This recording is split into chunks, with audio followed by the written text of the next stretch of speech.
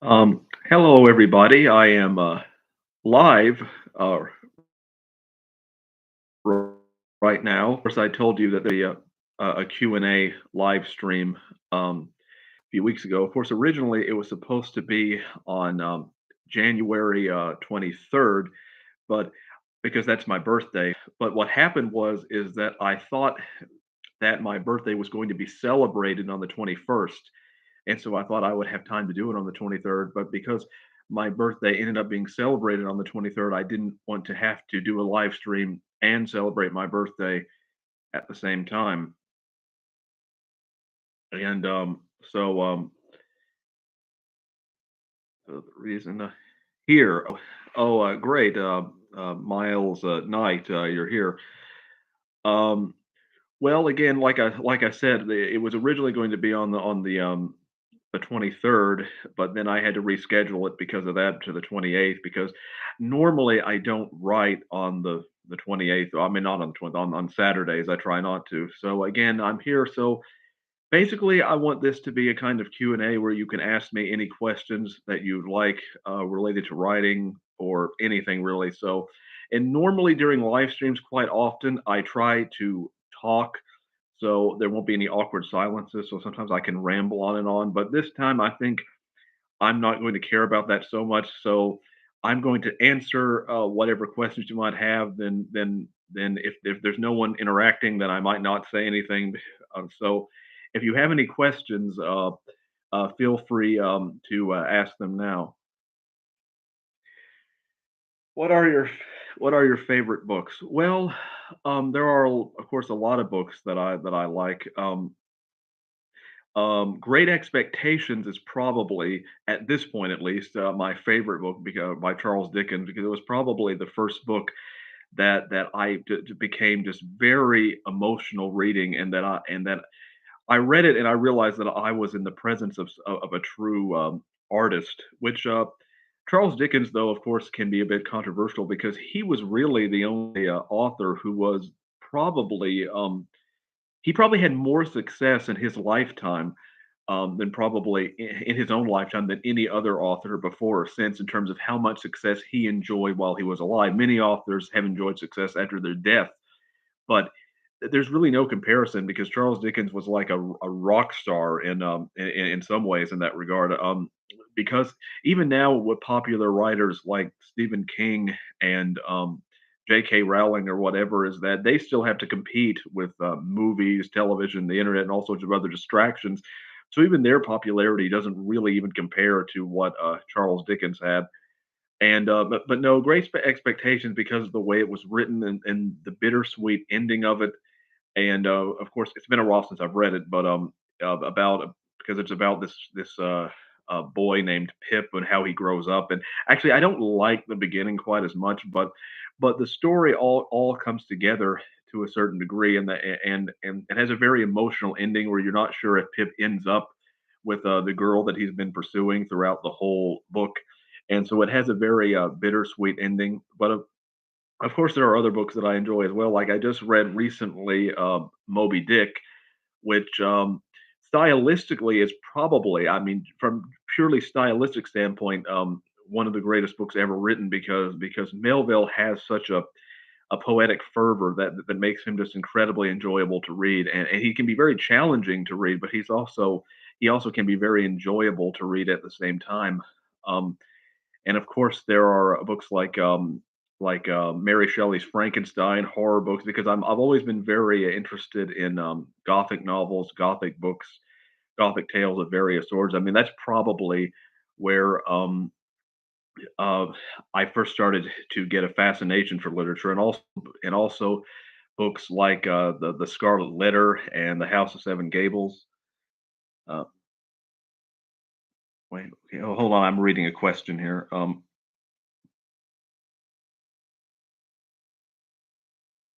Okay, I'll answer that in a minute. Um, the again, the I love the House of Seven Gables and Scarlet Letter, and there are so many. Of course, more recent books like The Sound and the Fury and As I Lay Dying by William Faulkner. I quite enjoy. Well, The Sound and the Fury can be a bit. disjointed in terms of how it's written. I mean, I do have some critiques there, but As I Lay Dying, I thought was a very good book, and of course, books like The Great Gatsby. Of course, I haven't actually, truthfully, I need to read more modern fiction. By modern fiction, I mean like fiction written, you know, this century or the last few decades. Because I haven't read as much modern fiction as I would like.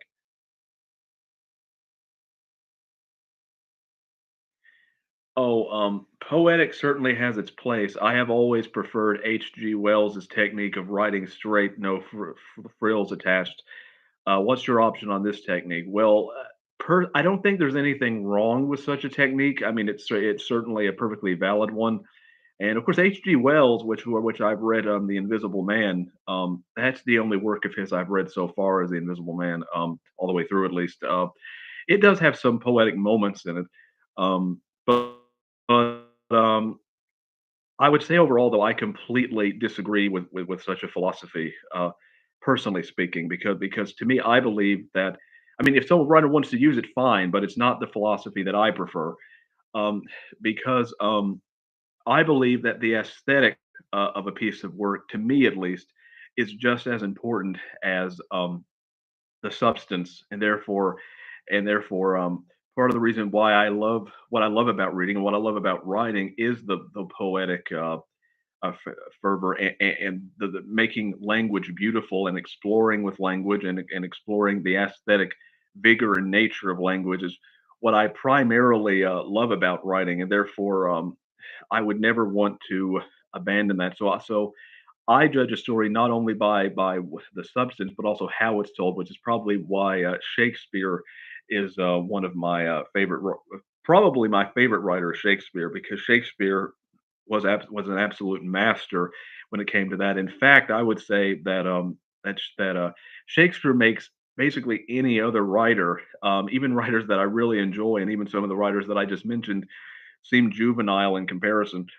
And so, but so no, I absolutely, I actually subscribe partly to this philosophy of aestheticism, which was coined a partly by the writer Oscar Wilde, who basically who wrote The Picture of Dorian Gray and all that, which basically is the belief that again I don't go quite as far as he does, because the philosophy of aestheticism says that substance also doesn't matter at all, which I believe substance does matter.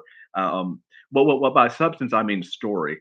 Um, I, okay, I'll answer that in a minute. Substance, by substance I mean story, because the story definitely matters, but I do think that the aesthetic appeal matters and the poetic fervor of a piece of work matters just as much. And of course, I do think that style can be the substance in and of itself, depending on what you're looking for. Okay, so what do you think? What do you think? What makes for what makes for great writing, and how do you go about pursuing it? Are you familiar with Dan Schneider and Cosmetica? Oh, what do you think makes for great writing, and how do you go about pursuing it? Are you familiar with? Oh, okay. Before I answer that question, I'm going to answer the guys before that who said oh, there's this alert thing getting in the way.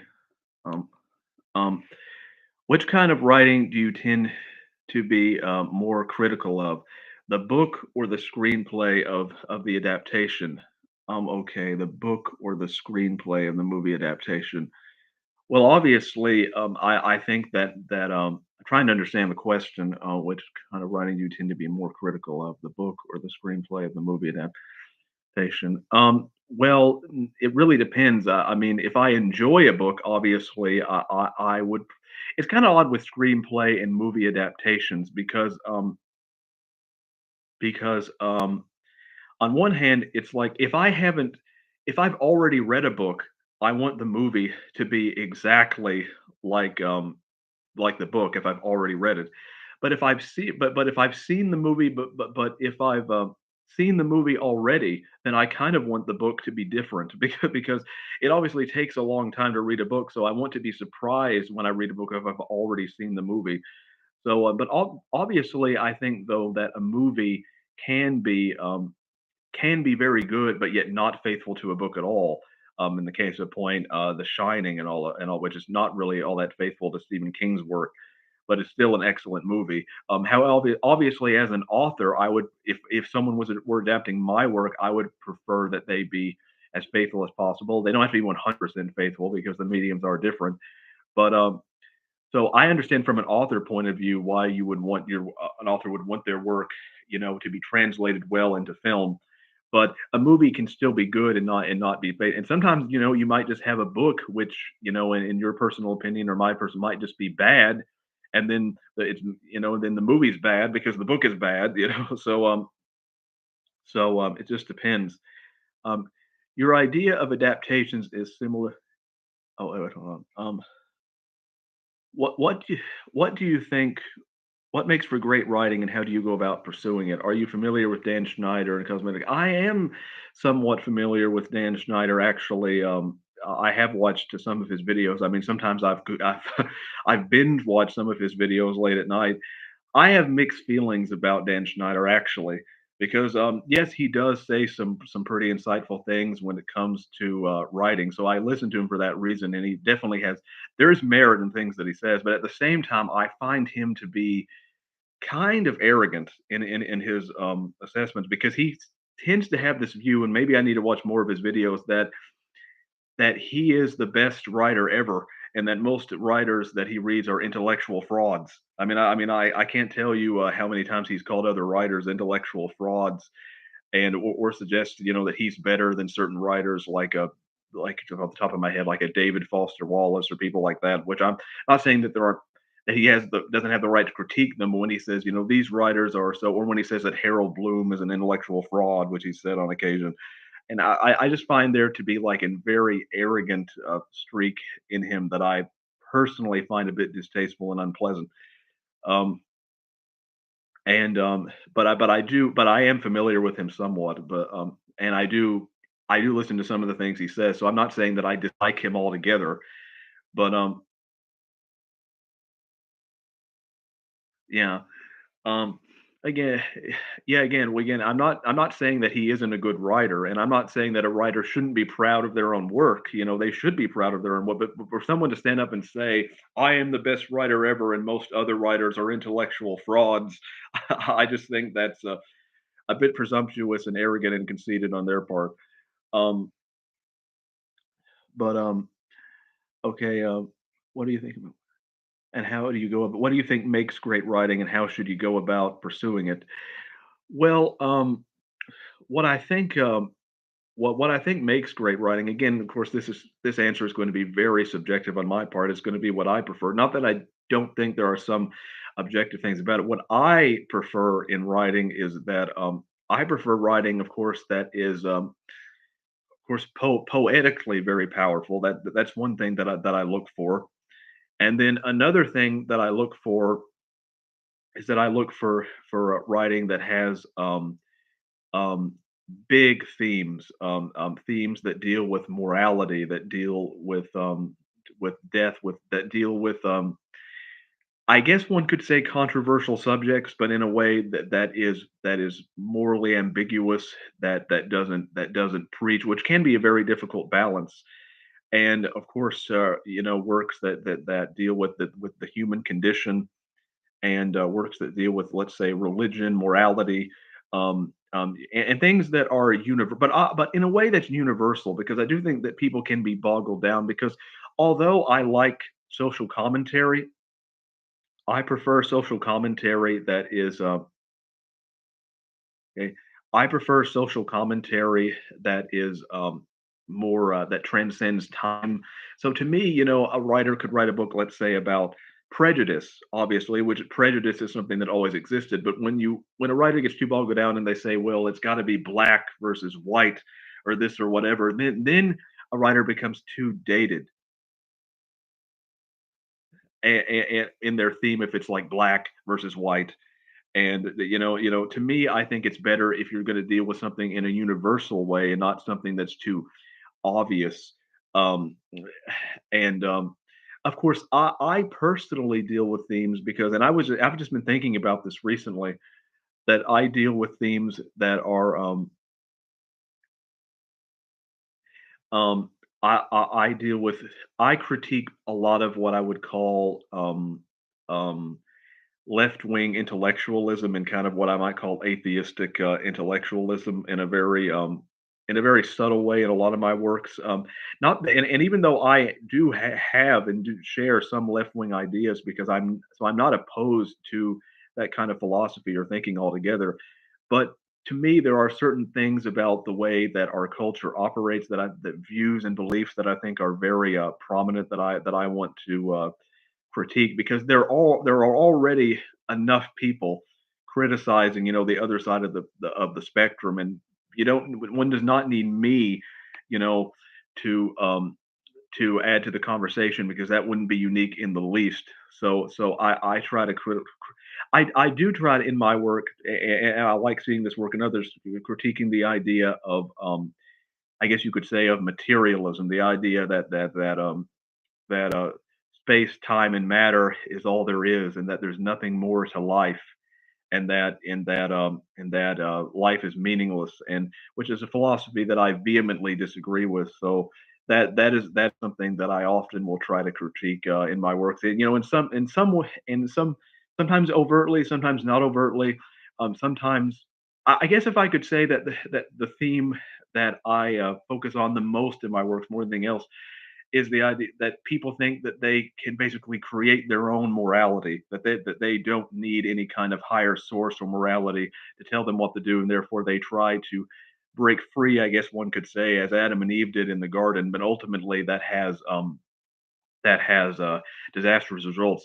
I guess stories that interest me the stories that interest me in those are stories of hubris, the idea of a character who basically who basically is who basically have a downfall, that they have some kind of weakness, and ultimately that's their downfall, and their downfall is ultimately a result of bad choices. And so I love dealing with morally flawed characters who, because of some kind of morality or conceit, ultimately they do themselves in the end, and which of course that these stories are very similar to Greek tragedies and Shakespearean tragedies. You know, the of Macbeth and Hamlet and many of these other characters who who ultimately suffer because of their own choices that they make. So those are the stories that I enjoy the most, and those are and that's what I think makes for great literature is stories that ask deep moral questions, not in a way that preaches, but in a way that's more nuanced, and stories that have great poetic fervor and great poetic power. Um, critical, okay, okay. Critical theory is being presented as an unassailable fact everywhere now, even though it is no such thing. Yeah, I'm somewhat familiar with critical theory and other things. And yeah, I do critical theory in the sense of in the sense of saying that, you know, someone should be judged more by their race or whatever than their personal identity is something I definitely reject. Well, I'll just go ahead since you brought that up and talk about what my philosophy is about life altogether. I would say that my philosophy, my overall philosophy is that I'm a Christian first and foremost, and therefore that entails certain I guess you could say religious viewpoints on my part. I don't really consider myself to be conservative in the Republican sense or anything like that. In fact, I would say that when it comes to economic issues, I'm actually somewhat somewhat left wing in the sense that not in the sense that I think that capitalism should be overthrown, not in the sense that I think that capitalism should be overthrown or anything like that, but the idea that I do think the government has a role in basically taking care of and providing for its citizens. But at the same time, I also believe I am also highly pro-life, which is a theme that actually exists in my book, Silent Reckoning, to a certain degree, if any of you have read it. Although I try to make it nuanced, and also I am and all because I do think we live in a culture of death overall in many ways. But and I am also believe in ethics surrounding, traditional sexual morality and all of those things. Um, and so I am very much against the odds when it comes to certain cultural forces in the world. Of course, 50 years ago, a little over 50 years ago, most of what I said would have made perfect sense, and most people would have agreed with. But I think we live in a world that's so relativistic, and that's partly what I'm trying to combat. While also telling unique and dark stories. And of course, one does not. One can have a moral message in their book while at the same time, you could have one could have an unhappy ending, an ending that has a lot of sorrow.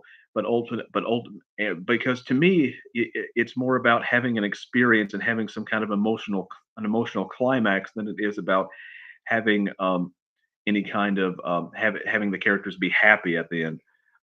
Who in your mind is the greatest writer to have?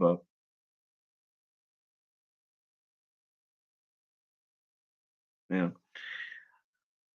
Okay, who in your mind is the greatest writer to have ever lived? The greatest writer to have ever lived. Well, um, the greatest writer to have ever lived would probably be, again, in my mind, even though he wasn't a novelist, is Shakespeare. I think Shakespeare is probably, as I said earlier, that I think that Shakespeare makes all other writers look juvenile in comparison. Because I've been reading Shakespeare's sonnets lately, and many of his sonnets are so powerful and so especially when Shakespeare talks about themes such as sorrow or loss or love, that his poetic fervor is so powerful that I definitely do believe that he is the greatest writer who has ever lived. Even now, he's obviously not the greatest novelist who has ever lived because he didn't write novels; he wrote poetry and plays. If I was talking about a novelist, it would be a bit harder. Because there are many different qualifications. Because one could argue that Moby Dick is the greatest book ever written, as a single book. But as but I would also say that Charles Dickens was so prolific in his work that he wrote, of course, over a dozen novels, and so he was very prolific. So if you're talking about someone who wrote more classics than anybody, then it might be Dickens. If you're talking about a single great work in terms of a novelist, then it may be then it may be Herman Melville. Um, oh yeah, I want to answer this one guy who asked a question up here. Do you read sports books? No, I don't really read sports books at all. I read um, okay. I don't read okay. I don't read sports books at all, mainly because I'm not very interested in sports. I've never really been all that. Not that I think there's anything wrong with it, but I was never really an athletic person, and sports has never really been something that. I mean, of course, I do enjoy running and jogging, but I was the kind of kid who was always picked last, and in some in some cases not at all because they forgot I was even there. No, sports is not something that I'm probably the least knowledgeable sports person on the planet, to be perfectly honest. But I don't have anything against sports and people. The only thing I'll say I have against sports is that sports is probably the only subject where sports is probably the only subject where people will look at you like you're crazy if you're not interested in it. There's probably no because it's so popular in the world that if they find out you're not interested in it, it's like how could that even be possible? Um, Okay, Tolstoy is one of the greatest novelists. Well, yeah, I'm almost finished with Anna Karenina, which is a very long book. Anna Karenina is one of and I really like the book so far. It can be a bit slow when dealing with the character of Levin. I have about 100 pages of Anna Karenina left, and of course, I know basically how it ends because I saw a movie version before I read the book, which happens a lot. But but but yes, but Tolstoy, again, there are moments in Tolstoy where he does use poetic language, I think, to great effect. So he's Tolstoy is definitely capable of it, but he has a more laid back. Of course, it's translated, so it's kind of watered down somewhat. But yes, in fact, I would say that Anna Karenina has inspired the book that I'm currently writing, The Ecstasy and the Ignominy, to a great deal because the story I'm writing now is basically a combination of of Anna. Uh, it is basically a combination of Anna Karenina, um, A Tale of Two Cities, and Crime and Punishment, which I haven't gotten. I've only read a little of Crime and Punishment, and then I got distracted. So I haven't gotten very far into Crime and Punishment yet. But again, there are so many books that I try to read at one time. Like I'm usually trying to read 5 or 6 books at the same time. So I usually I sample read as I go. Plus, I have writing I have to do and many other things. So, but yes, Tolstoy is there. In fact, I would actually argue that aside from American literature, I think Russian literature is probably the second best or tied with it. I said American, I mean English literature, and and then maybe I'd put the French up there as well with because of Victor Hugo. Okay, have you ever considered writing an adventure story? Yes, actually. Um,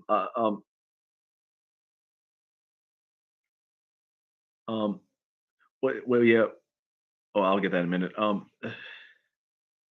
Have you ever considered writing an adventure story? Yes, actually. There's actually I thought about writing a story could similar to what do you call it? The Treasure of the Sierra Madre and also perhaps The African Queen, which are classic movies, was starring Humphrey Bogart.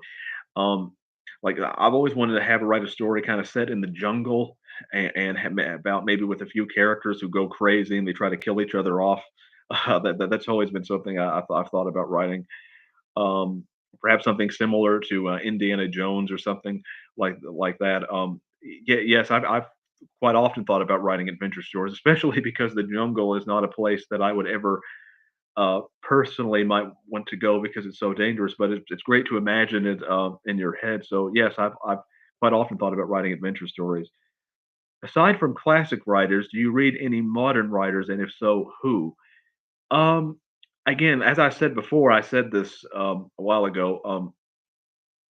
Um, um, I don't read as many classic writers as I would like. To me, if I read someone like a Raymond Chandler or what's the name or a James M. Cain, to me who wrote in the 30s, 40s, 50s, to me that's more modern. Now I have read some of not as much as I would like the writer.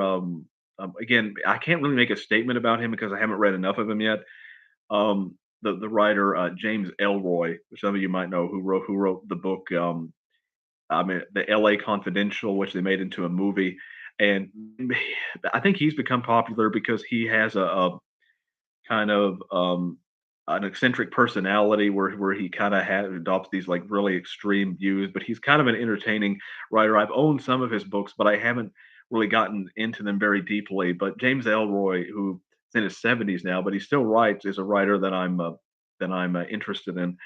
But um, but no, I haven't read as many modern writers as I would like, mainly because there are so. Of course, when it comes to movies as well, I mainly watch classic movies. I don't watch a lot of modern movies for similar reasons. But there are just so many classic books that I consume that getting to modern ones it becomes more difficult because there's just so much time that someone has in a day. Um, um, I'm told I'm told Tolstoy's language is surprisingly plain. I don't know much Russian. Dostoevsky is a lot harder. Again, a lot of Tolstoy's language is plain. A lot of it, but again, there are patches I think of poetry in his books, particularly when he talks about spring. There's a passage I can't remember precisely where he talks about spring coming and winter, dying, and I really like that passage. When Anna Karenina first shows up, there's a passage in that I quite enjoy. So yes, there are patches of poetic brilliance, but again, he chooses to use, I think, a more plain style. Um, would you consider giving a tour of your personal library someday? Yes, actually, which kind of surprising because I have I don't I'm running out of room when it comes to, books and also movies as well because a lot of you don't know that I'm also a huge avid collector of classic movies, and so I have classic movies on my shelf, custom-made shelves made by my father, which are now they're now, I'm having to stack movies on top of them, and then I have several bookcases full of books in my room, and I'm running out of space, mainly because I have a very big bedroom, especially compared to what I had when I in my the other house that I lived in, where it was so small that I didn't spend any time in it other than sleeping. But I am running out of room. I wish I had another room where I could put a lot of this stuff, but I don't. And so, yes, I will give a tour sometime. Of course, if I go into depth about all the books that I own, I'd have to have a 20-minute video to make it or more. Especially because I have some books that my father used to own, some paperbacks of sci-fi novels and everything else. And so, yes, I'll do that sometime. Do you feel you've grown as a writer over the years? Which areas in your writing do you feel you would need improvement on? Well, I do think that I have, grown as a writer, obviously. I think that I've gotten, stronger in terms of my, poetic, abilities. If you read, the book that I wrote because, believe it or not, many years ago, I used to have a philosophy of using just plain language that the story mattered more than anything else, and therefore I would use plain language. Reason I had this philosophy, and it was a very utilitarian approach, was because I wanted to write short stories fast, and therefore I was writing 3 or 4 short stories a week. Now, if you can't do that if you want to sound poetic all the time, you have to be um,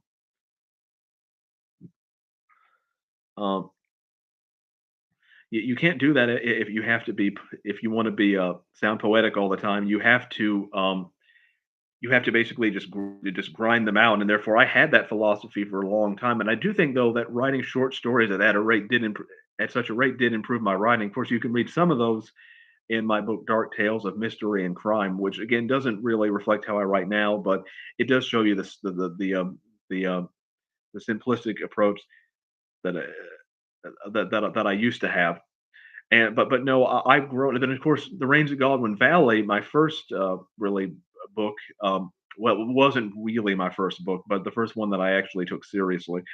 You start to see me developing that poetic fervor, that aesthetic fervor, and then of course that descriptive fervor, and then as you go along, I think it gets more powerful with every book that I do. You know, I improve a little in Empty Sounds of the Wind, I improve a little in Symphony of Perdition, I improve a little in Mournful Wonder, I improve a little in Silent Reckoning, and so I think I get better and better with every book that I write overall.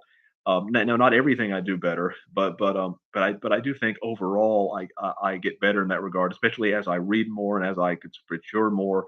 I definitely get better in that regard. I would say if there's a weakness in my writing, of course, if there's a descriptive weakness, there are several weaknesses I think. Like even though I'm very descriptive in my writing, um, if I'm I will answer that in a minute. Okay, if because I'm very descriptive in my writing, I do have a problem though with describing like where people are in a room. Like if there's like 3 or 4, if there's more than like 4 characters in a room, me kind of trying to navigate where each character is at can be kind of difficult. So that's something that I struggle with. And also I think that I struggle, I think, with writing villains to a certain degree because I think that and I just thought about this recently is because I think the things that I'm writing about the most are like love or sorrow. But if I ca- but and I also struggle with writing male characters more than female characters because I think that females, have a more characters have a more emotional nature that I'm more attuned to. Where it's very difficult for me to especially in dialogue to write more masculine kind of speech. And so there's definitely room for improvement there. because my the female characters in my stories tend to be more complicated than the male characters overall, and and and and so that's something that I need to improve on. Um, okay, have you heard about this GPT business? It's an AI which can write literature.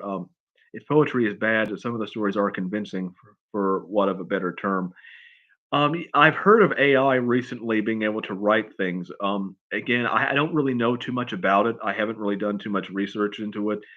Um, Obviously, there are uses and tools for AI. I actually don't think that it's actually that big of a deal if AI if there's like an AI that's programmed by someone else who wants to that like just like not I don't think an AI should write like a detailed news article, but I do think an AI could possibly like just write a headline or something like that. Um, but I don't think that AI, at least at this stage, and probably ever, would be able to replace the emotion behind what and sensibility that a real life human being can bring. And so so yeah, it's a very complex and nuanced thing. Um, what caused the change in your style from minimalism to romanticism? Well, there were several different things. One was because I started because I used to post because of course one is I started to read more classic literature and I became more because there was a time where I was reading more pulpy type literature, like James M. Cain, and like noirish type literature, which tended to be more, I guess you could say, not plain per se, but more, I guess you could say, hard edged the prose, and therefore I kind of tried to adopt that style because, but as I started reading more classical literature, which I had read some before with Edgar Allan Poe, but I kind of went through that phase of reading a lot of pulp fiction like James M. Cain and Raymond Chandler, and but as I started reading more classic literature, I basically fell in love with the language, but and also I started posting my stories on this website called, and I still do actually, when I finish a rough draft of my book and I want feedback on it. This website called Booksy, where people critique, or can read people authors' work and critique it. And I found that some people started commenting about how descriptive or poetic my stories were being, and therefore, and I found that I really enjoyed that feedback. So I started to kind of say, well, if they like that, then I'll try to make it more so the next time, and therefore,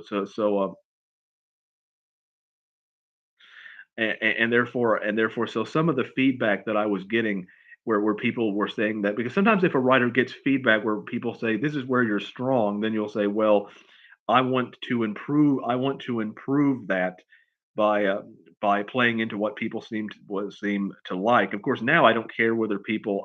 I'm so cemented in my poetic writing that I wouldn't change it even if people said that they didn't like it, because now um, that's the way that I like writing, and I want to aspire as much as possible to be like Shakespeare and the writers that I've been reading, because that's what I think that true great literature is about. Um, on the question of Edgar Allan Poe and H.P. Lovecraft, which do you think is better? I haven't actually read a lot of H.P. Lovecraft, so at this stage, so I can't really say which is better. The um, Again, he's one of those writers that I've been planning to read, but I just but I haven't actually read a lot of H.P. Lovecraft, so I can't really say who is better at this point. I do know H.P. Lovecraft wrote stories about, sci-fi and monsters, but I can't really comment on that because I haven't read H.P. Lovecraft at this point. Um, now, I will say, do any of you have any questions when it comes to my work specifically? I know some of you have read. I know Miles Knight purchased some of my books. I don't know how much you've read or anything, but does anyone have any questions to my when it comes to my work, my book specifically? I'm just asking.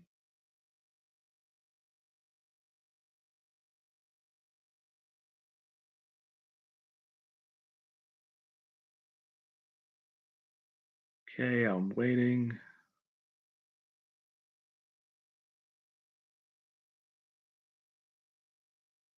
Well, it seems apparently not. Okay, does anybody have any questions of any sort?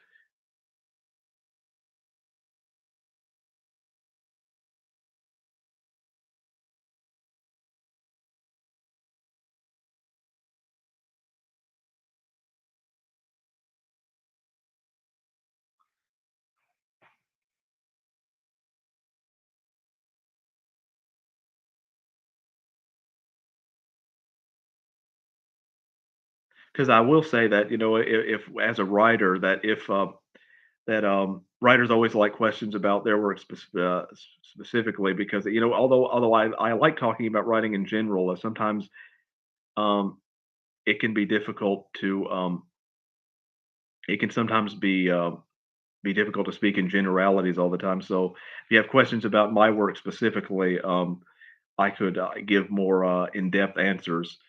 Uh, so I was going to ask you about the marketing side rather than the craft. What has worked and what hasn't? Well, I will say that I did sell more books last year, more more than I had ever sold. I sold 30 books last year in total, which might not sound like a lot, but it's more than I had ever sold at that in any previous year combined. And it was mainly, I think, because of TikTok, more so than YouTube. I've sold a few because of YouTube, but most of it was TikTok, because I actually have amassed on TikTok uh, around 1,500 followers, and and my videos get far more views on TikTok than they do on YouTube, and so I say that most of my success is probably due to TikTok.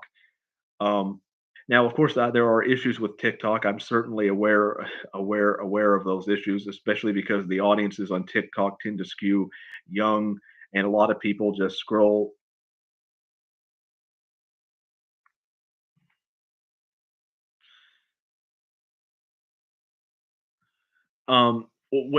Well, again, again, a lot of people just scroll. You do get a lot of trolls on TikTok about people who just scroll on your video and say make a comment about your looks or your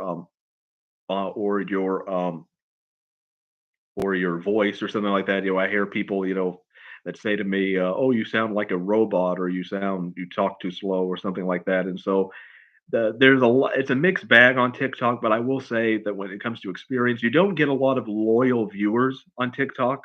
Like, you get a lot of people who just randomly scroll by, and that's it. And but I will say that more eyes on a book means usually more sales, so it has resulted in that. Now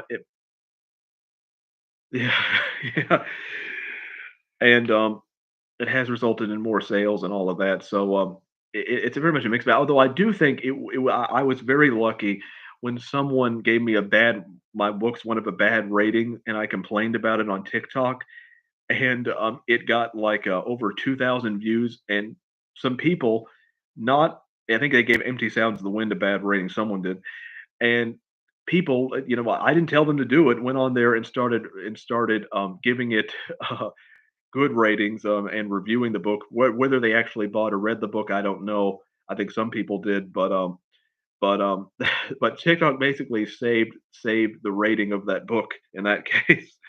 So, I was very lucky that it got 2,000 views. Most of my videos don't get that many. But that would not have happened without TikTok. So, I think there are a lot of people who want to see my work, my videos on TikTok, but TikTok, the algorithm works in a way where,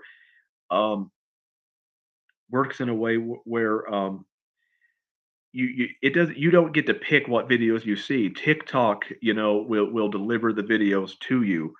And so, and so th- and so you could go weeks or months without seeing the people who you would like to see, because it's just so random. And so yeah, TikTok is a mixed bag. I prefer YouTube as a platform overall, but YouTube just hasn't been working for me in the same way. I mean, you think with as many videos as I've posted, that YouTube would throw me a bone every once in a while, and I would have a video at least get 1,000, 2,000 views. Nope. that hasn't happened probably since like 2016, 2017. So most of my success at this stage has been because of TikTok, but again, there are drawbacks. But again, my I'm it might not hold up because I'm probably not going to release a new book this year because and a lot of time, very often, if a writer announces that they have a new book, that it will obviously will prompt people to buy it just because it's a new book. And but that's not going to happen this year because the work I'm working on now is going to take a lot of time to finish. And so and so because my previous book, Silent Reckoning, was like The Great Gatsby, and so it took me about a year to finish that.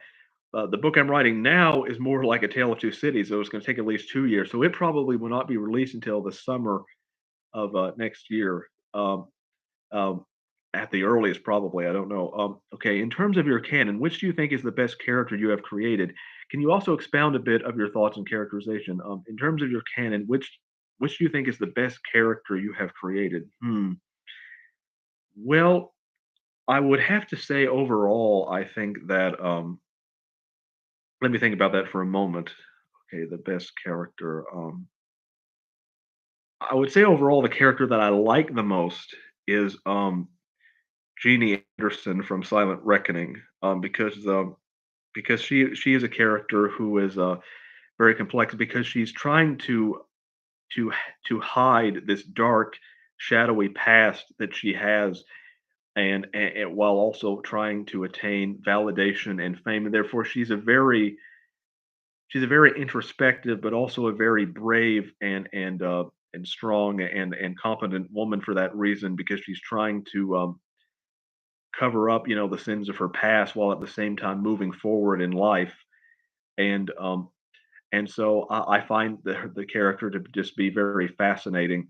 And also another character though that I like a great deal is the character from Symphony of Perdition, who plays who is a psychiatrist. I think his name's Edward, who I think that's his name. I'm not so good with remembering names, but plays a psychiatrist who is who's concerned about the mental health of his daughter, but he ultimately believes that he because of his materialist viewpoint, he ultimately believes that life is meaningless and that his daughter will likely go insane, and therefore it's better if he just kills her, and so she won't suffer. And so that character basically gets to see the consequences of his worldview, the consequences that life is because if he views life as meaningless, then he will treat people in a meaningless way, and therefore he's a very tragic character in that regard, and a character that I think that many people can relate to at the same time. And he was a very rich and rewarding character to write, and probably my best male character in that regard. Um, but overall, I enjoy characters who are tragic heroines who are female. I mean, in terms of female characters, women who have suffered tragedy in their life, but they try to overcome it. In some cases, they can. In other cases, they can't. But those are the characters that I enjoy writing the most. Um, so, does anyone have any more questions?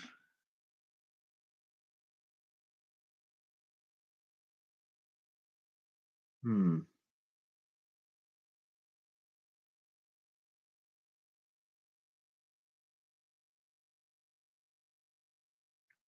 I'm waiting.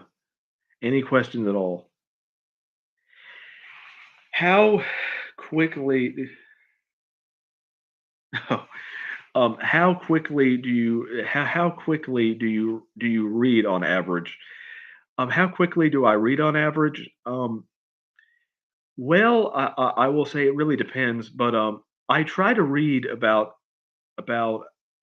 I usually am reading about 4 or 5 books of the same. I'll tell you what I'm reading right now to give you kind of an idea. Early in the day, I try to read half an hour of the book Our Mutual Friend. That's what I'm reading right now, by Charles Dickens, which I'm almost through. I'll probably do a review of that in the next few days. And and then I will read half an hour of Shakespeare sonnets, which I'm trying to get through. I'm on like sonnet 70 something, which I have read a lot of them before, like in but usually in isolation. I'm trying to just make my way through all of it. Um, and then okay, and then in the evening, I will read, let's say, half an hour of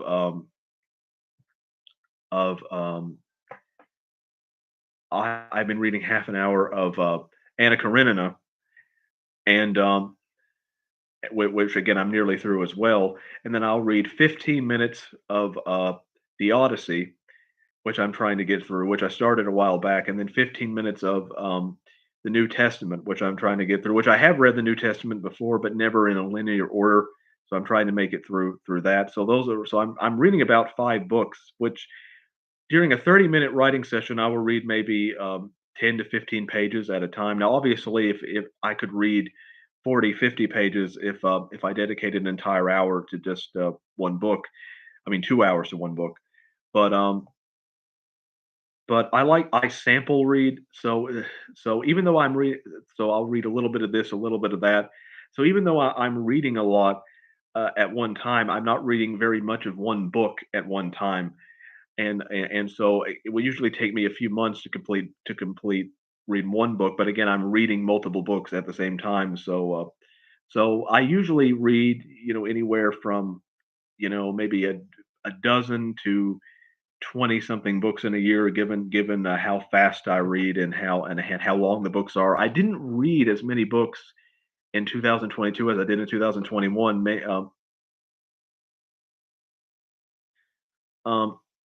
Um, mainly because a lot of the books I decided to read this year were like 700, 800 pages. Therefore, I didn't. It's going to take longer than a book that's like 100 to 300 pages. Um, so okay, how do you view writing groups? Okay, groups and doing I find it depends on who's in them. Writing groups, it depends on the kind of. Well, I've actually never been in a writing group. I can't really say how I feel about them because I haven't been in one per se. My opinion on writing groups though is that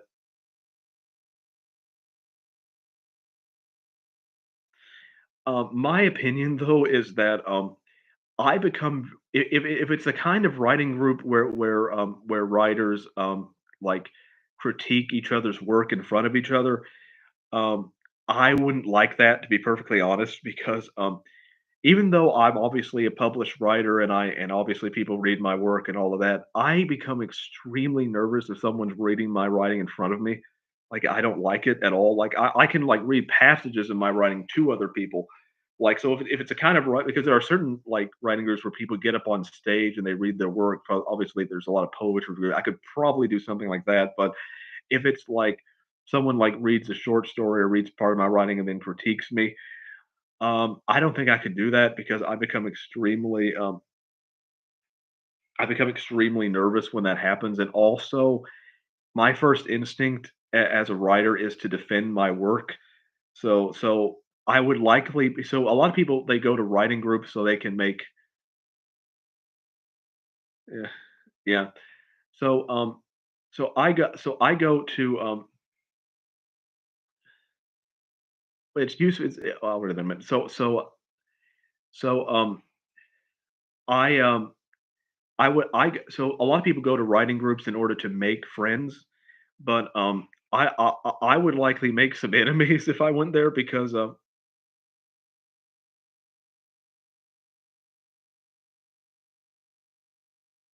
yeah I also would probably make some enemies because I would be just as likely to argue with the people of what they were saying. Um, and so I don't think it would be now. I would welcome actually what I've always wanted to do is to interact with readers is that I would love to do some kind of book signing or give some kind of lecture in front of people someday. That's something that I would love to do. But again, this would be interacting with people who generally already kind of like what I'm doing, not interacting with people who could be hostile. Like I personally would not feel comfortable in such an environment, at least at this stage. Um, this particular quote, half of what they said. Okay,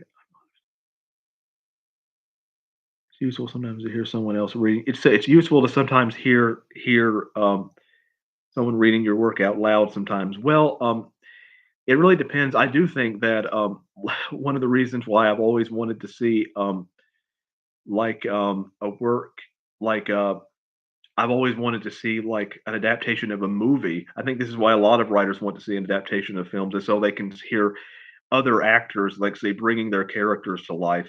That so by obviously reading, the dialogue or even certain passages that are made into dialogue from an author's book. So I do think there is benefit in that, but again, it depends on the setting and the right setting and the circumstances.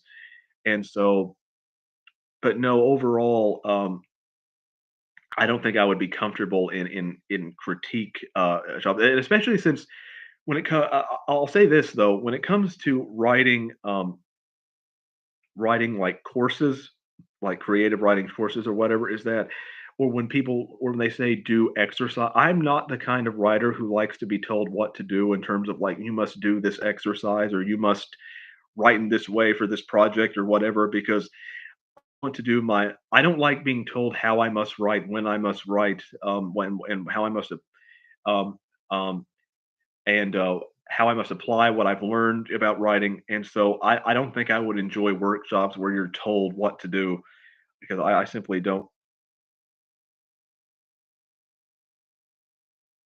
And so I don't like being told. So I would not want to. And that's one of the reasons why I never wanted to get a creative writing degree, because I didn't want to be told how I must write, when I must write. I didn't want to be controlled in that way. And so I like the freedom to basically do what I want. Um, I can conflate what's in my head with. Yeah, well, I can as well, to a certain degree. Okay, so does any okay, let me see, does anything yeah, I'm sure you've discussed this before, but what's your writing process? Well, that's a harder question to answer than people realize, because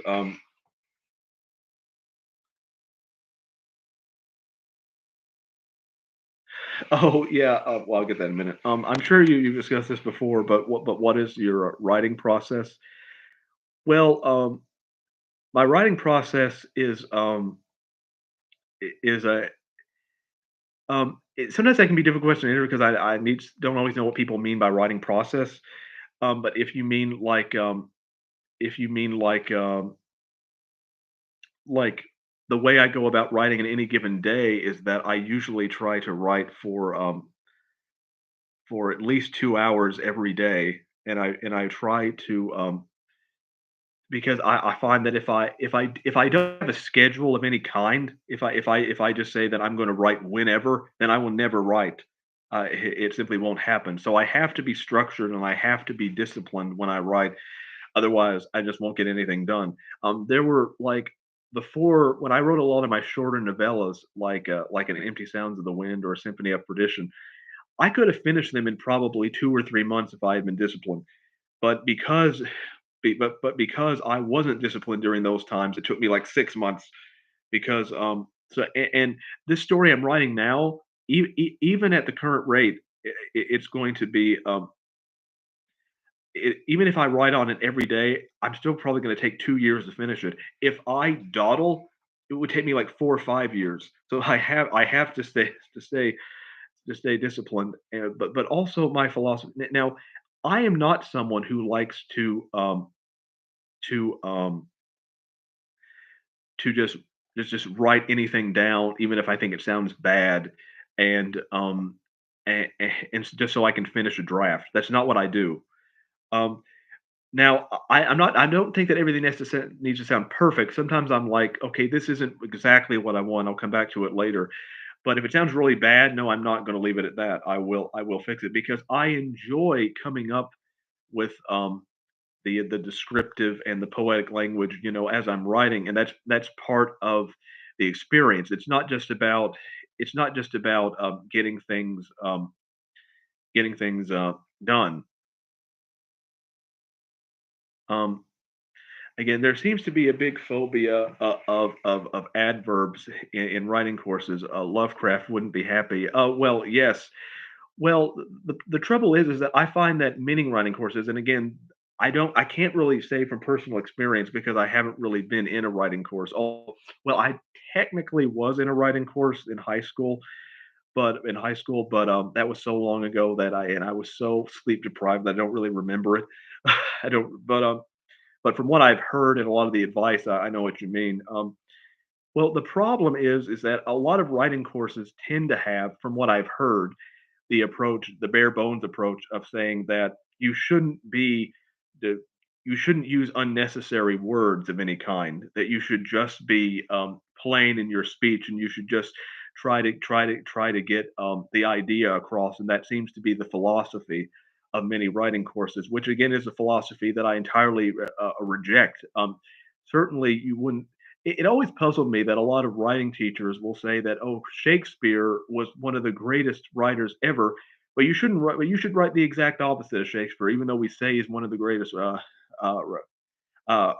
one of the greatest writers ever, and that's never made any sense to me. Of course, you want to emulate the people who are the not copy them word for word, but you want to emulate people who are the best writers, and so, but I think that there is this streak, I think, of anti-intellectualism within academia and writing courses. A lot of the people think that academia, that's the place where people go to be enlightened. But no, there is a streak of anti-intellectualism because there is anti-intellectual in academia in the sense that people.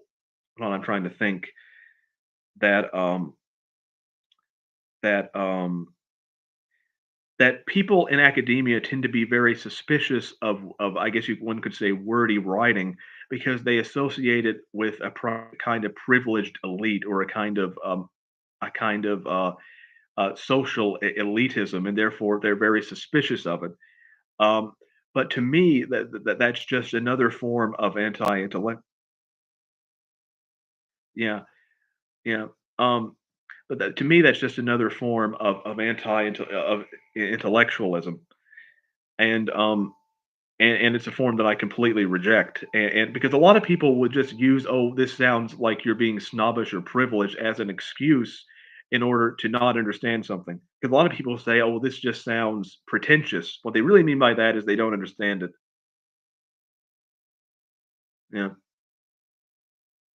My motto has always been thus: first you imitate, then you innovate.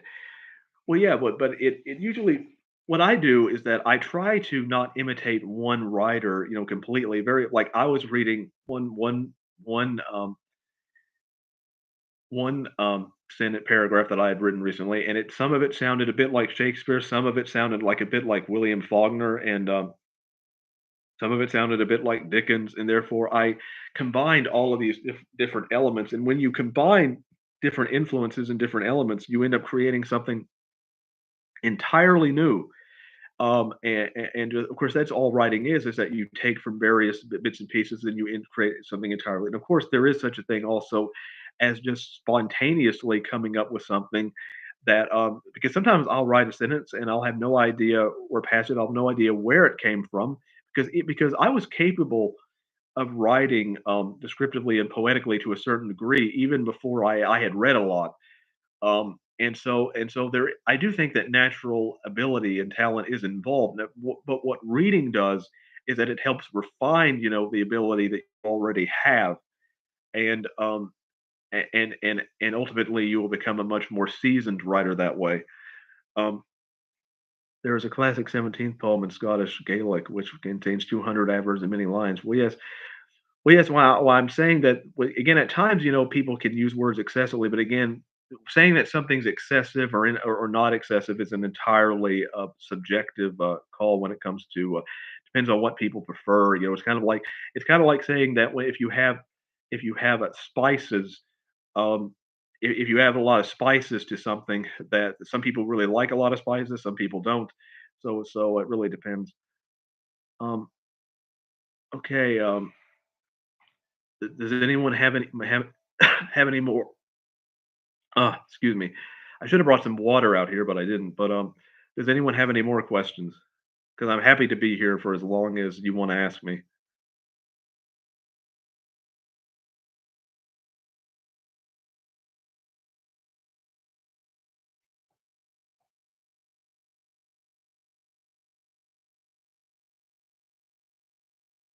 Um, Thoughts on the so-called pathetic fallacy. You're gonna have to enlighten me on what that is because I'm vaguely familiar with that term, but I can't say I know what it is off the top of my head. Um, um,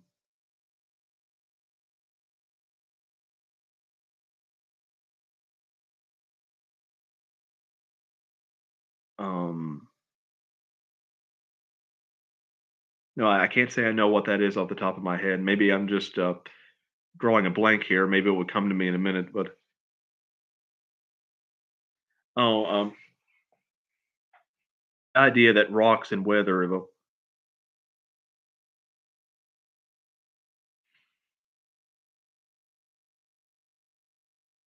Oh, okay. The idea that rocks and weather evoke feelings. Well, yes, I do think that that rocks and weather can evoke feeling. Um, in fact, I'll say one of the things that I use quite a lot in my writing is the idea of personification. You know, giving human-like characteristics to non-human entities. For example, saying that something is that the night is soulful, or that the stars wept. That's something that I do quite a lot. Um, or there were tears in the rain, or or that, you know, for example, one of the passages that I really like is when I say in the book that I'm currently writing I think this is how the sentence go. A phosphorescent glow environed her golden locks, which gilded on which phosphorescent glow environed her golden locks, which gilded the black night into a budescent day.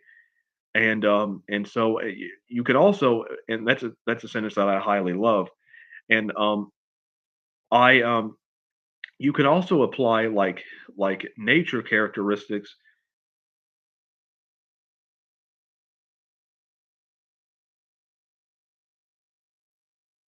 Um, um, And so, you can also add nature-like characteristics to humans as well by saying that the stars are like the by saying that for example, that she is like a calming breeze or something like that nature. And so there are many different ways that you can use personification, and that's a technique that I use quite often in my own work. If you've read it, um, there is, I think, a distinction between writers who inspire you and writers you enjoy. Knowing your influences already, which writers do you personally hold on. Which writers do you personally enjoy reading? Well, again, many of the same ones that I say that influence me. Of course, there can be a difference. For example, like I said with the author James Elroy, which I haven't read very much of. Um, James Elroy has a very kind of like snappy, laid back style that personally is not my style at all. Also, I say Hemingway would fit into that category as well. Like Hemingway is a writer who I haven't read a lot of Hemingway's novels, but I have read some of his short stories. Which but Hemingway is a writer who I think is a good writer. I think he's probably one of the best when it comes to a minimalistic style of writing. But Hemingway is not some. So Hemingway is an example of someone who I think is a good writer, but is not, you know, he's not my style at all. And if you want to apply this to movies, though, Um, for example, there are if you want to tell like guilty pleasures, is that there are movies like a Friday the 13th and like slasher movies and things of that nature that are uh, yeah. Oh yeah. Well, again, I haven't read a lot of his novels, but I have read some of his short stories. I read a short story about it's been a while about a soldier, which was very intriguing. But but yeah, there are like schlock movies like a Friday the 13th or movies that are very that are bad from almost you want to say bad from an objective artistic standpoint, but there's something charming about them where I can't just help but watch how entertaining they are.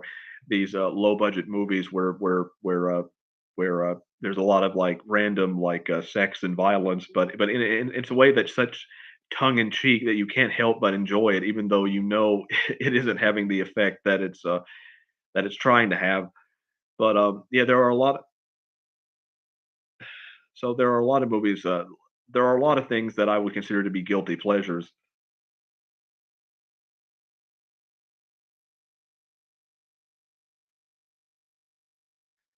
The danger with reading Hemingway is that one ends up sounding like him. Well, again, I think that's a danger with Shakespeare because I've been reading so much of Shakespeare that I end up sounding quite a like. Especially recently, there's some sentences that I have to had to reword because I thought I was getting awfully close from copying Shakespeare word for word in certain sentences. It often depends on who one likes reading the most.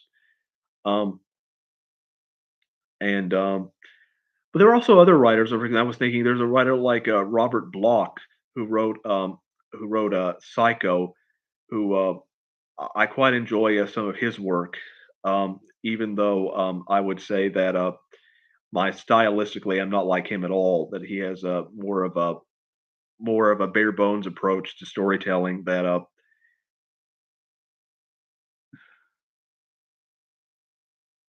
Um, and so Robert Bloch is an example of a writer who I've read some of who I don't really wouldn't say that I'm like at all. Um, I also forgot to mention another writer who I've been influenced by, and that is Joseph Conrad, who wrote Heart of Darkness. Conrad is a writer who I love immensely. Heart of Darkness is maybe my top 5 favorite books because even though it's a shorter book, but it is one of the best. It is an exercise in atmosphere and description that is it's what I would say a book that is highly stylized but very concise, and those are the kind of books that I love. If I would say there's one thing problem that I have with a lot of classic books is that they have a lot of unnecessary fluff in terms of, you know, is,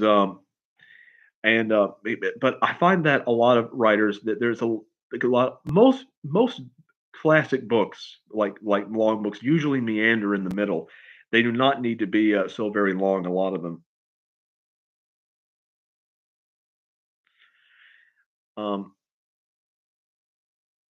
Um, and so Conrad has a good way of being very concise in a way that I absolutely love. And I also attained quite a few vocabulary words for him. And like I picked up the word diaphanous, which usually means which basically means gleaming in a translucent way from Conrad.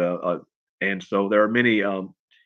I'll talk briefly about, even though no one asked this, about words I picked up from writers that I quite enjoy. Like I picked up the word diaphanous from Conrad. I picked up the word from Shakespeare, which I quite enjoy. Basically a variation of the word beautiful, but it's beauteous, which basically is a more poetic way of saying beautiful. That's a word that I quite enjoy. Or the word which I picked up, I believe, I picked this word up from Dickens, I believe. The word resplendent, which is basically another way of saying um, that someone is attractive and also yeah, ignominious from Orwell. I picked up that word ignominious from I picked up that word from Nathaniel Hawthorne, because he used it a lot in the word. Yeah, because he used that.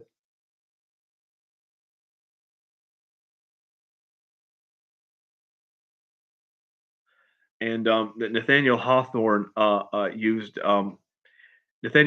used the word ignominious in the word in the Scarlet Letter when describing the shame of Esther Preen or Esther Prynne. Oh yeah, and um, from Esther Prynne or Esther Preen or Esther Prynne. I don't know, and of course Nathaniel Hawthorne is another influence that I really enjoy. And I picked up a lot from Nathaniel Hawthorne in terms of his style. I actually was going to believe it was might go to the neighborhood where he and Herman Mel.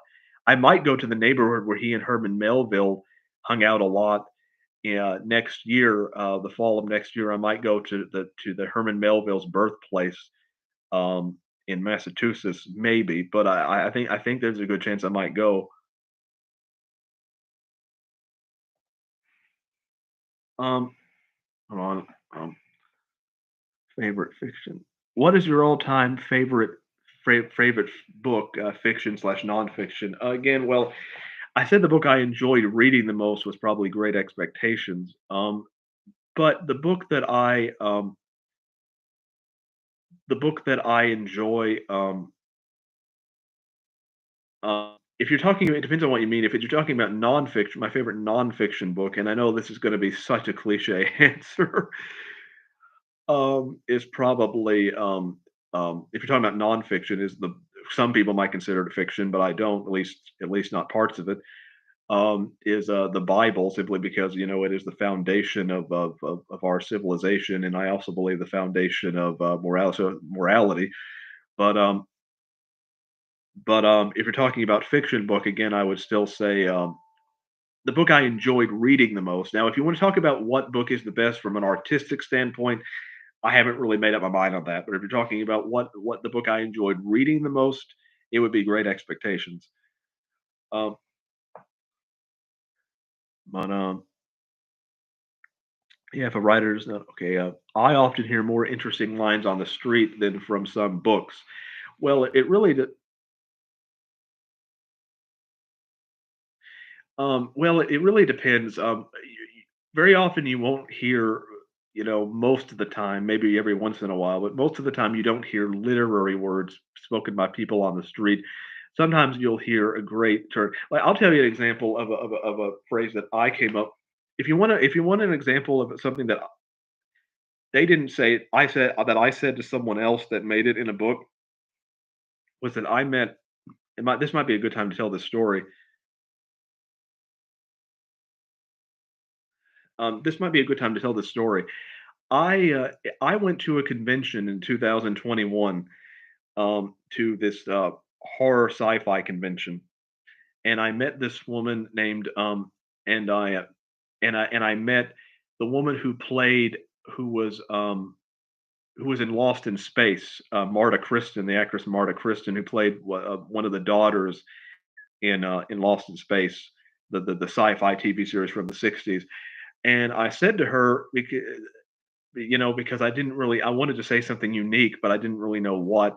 And when I was standing in line getting ready to meet her, and I'll show you how this relates to what I'm talking about in a minute. And so I just said, you look very radiant. And for some reason, when I said, which again, radiant, even though it's not the most complex word that I know, is probably my favorite word because I just like the way it sounds. And she basically became at least in my eyes, very interested in me in the sense that she like smiled and said like thanks for calling me radiant and tried to talk to me and almost I felt didn't want me to leave. And then at the end again she said it more than once, thanks for calling me radiant. And then I said it's the truth, you can't argue with the truth.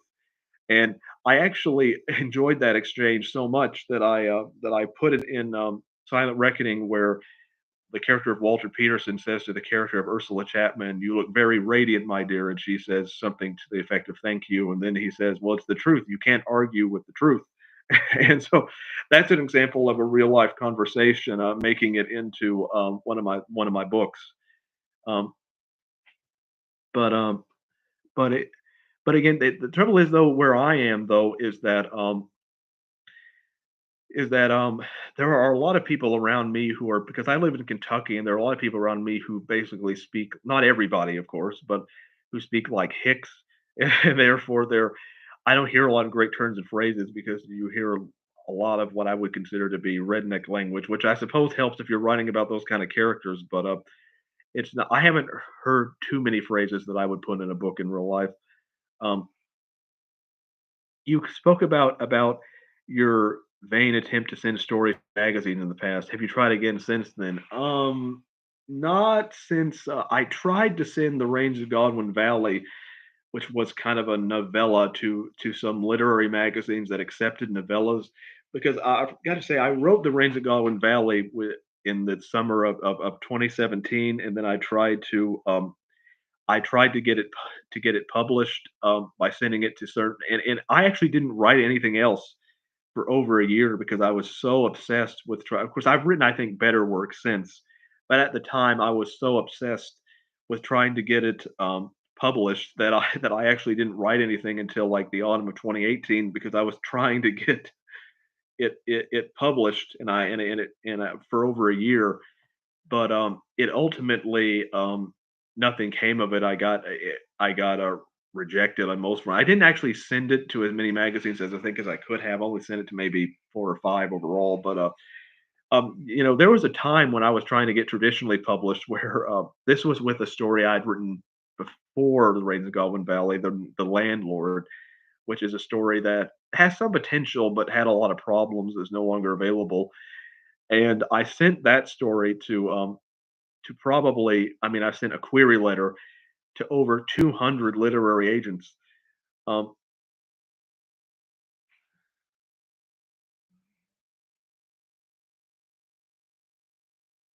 yeah, okay, I'll get it in a minute. But, and, I published well, again, it's harder to get a novella published in a magazine because it's usually too long for a lot of people to accept it. But, again but back before that, I sent it to over 200 literary agents, and all of them, I there was a time where and this that was when I had just gotten an iPhone for the first time. I hadn't had one very long, and before that, I had to look up the rejections on the computer I was using at school.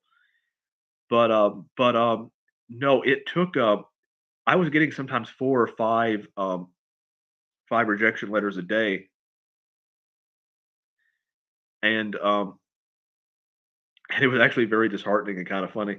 Oh, hold on, it's okay. All my stuff is Matt, and no one's ever heard of it, I've never been paid. Well, again, I've never been paid although when I will say, when I the first agents that I sent the landlord to said that they almost accepted it, but ultimately decided to reject it, I forget for what reason, and they were kinda interested in it, which I thought meant that I was close to being published, but no. Um, but, um but anyway, what are your thoughts on allegory? Have you but before I answer that, um, also, I don't like the way publishing companies work because they often don't give you a reason for why they rejected anything. They just give you like said, well, because normally a rejection letter will start with this. Thanks for sending this, whatever it might be. But when you get to the but, you know they rejected you. You know, if that but is there, you know you don't have to read it anything else. And it was unfortunate that I got that my first rejection letter with that short story, just a few days I mean, it might have been a few weeks, not too long after my grandmother died, which she kinda hoped I would get published, and so to get that after my grandmother had passed away, was kind of, a slap in the face. But,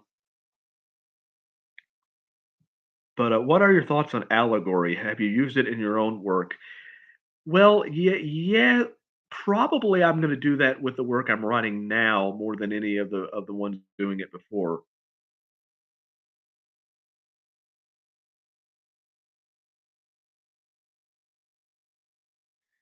Yeah, because ultimate of course, I do think there is some allegory in, Of course, I would say I'm more into parable than allegories per se, than which they're not quite the same thing.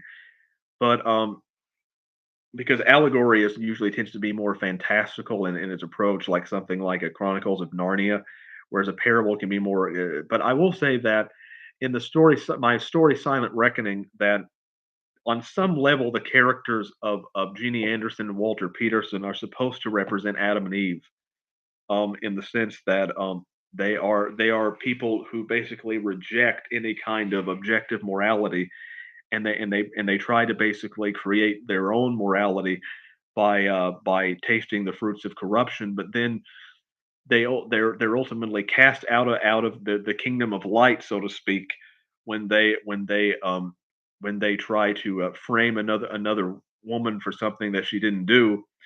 And Ursula, the character of Ursula Chapman, and that ultimately leads to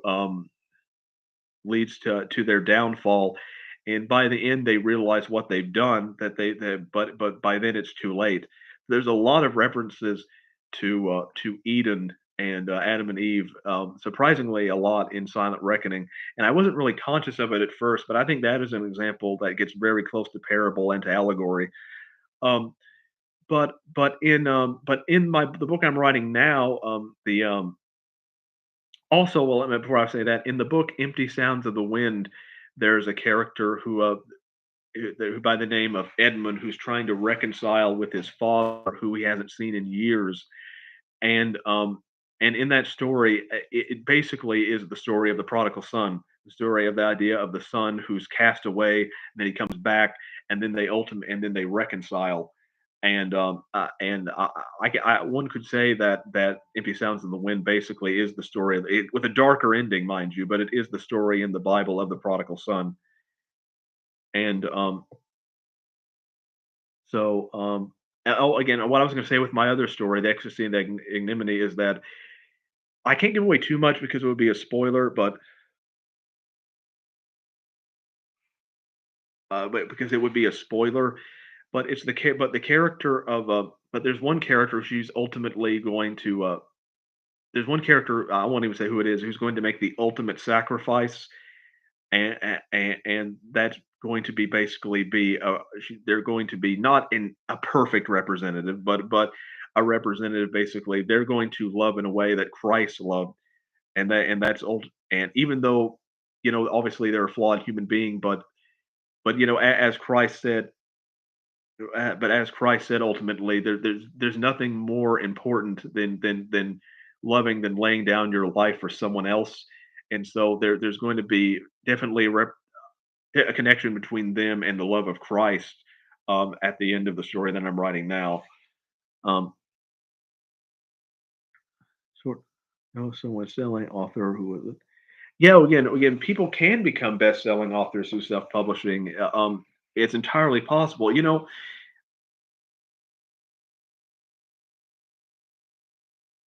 Uh, Tolkien famously said he hated allegory, and yet yeah, okay, I know you're. Yeah, Tolkien did say he hated allegory, and I understand why. Because he said, because people tend which I will say of Tolkien, I've read The Hobbit. I have not read all of Lord of the Rings. I've tried to on several occasions. And it's one of those. There are a lot of books that I would love to read, but there's not enough time in the day.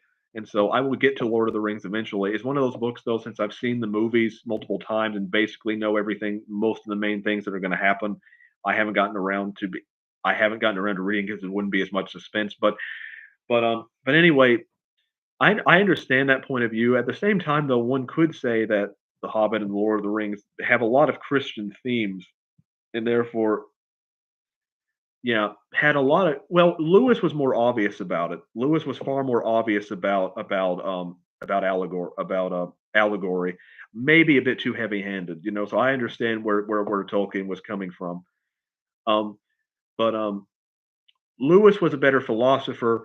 Tolkien was a better storyteller. I think that's one way of putting it. But I will say though that there is some allegory in Lord of the Rings and The Hobbit, regardless of whether Tolkien is yeah. is conscious of it or not because it is a very Christian story. Hold on. Hold on, let's see if I missed something. Um, um, would you rather write a story of the day set in today's time or more a timeless piece situated in a non-specific period?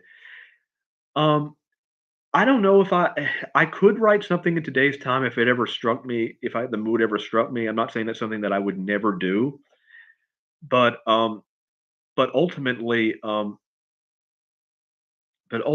I think that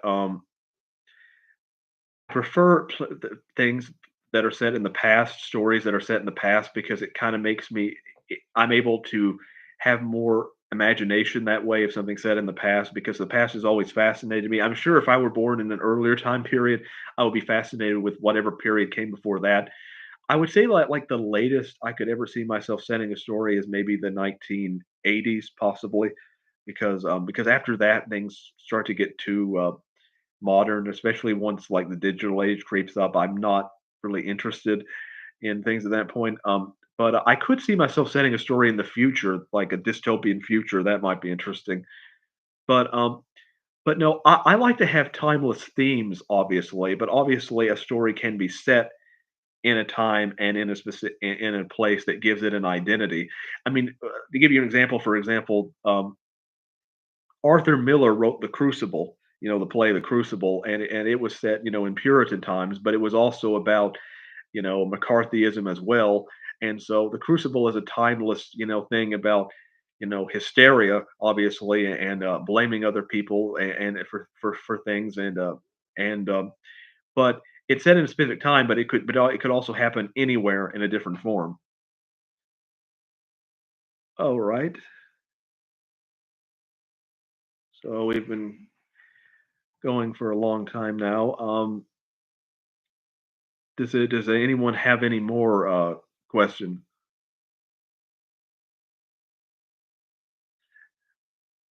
And I will say, by the way, that if you want to know, more about my work and what I'm doing, that you can, if you haven't purchased my books already, then now would be the time to do so, so you can find out, more about what I'm talking about in when it comes to the things that I've been saying. And also, I could always use the support as well.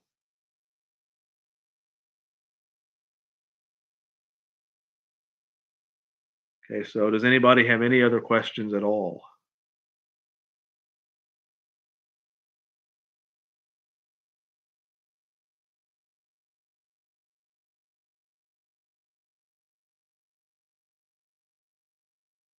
Hmm.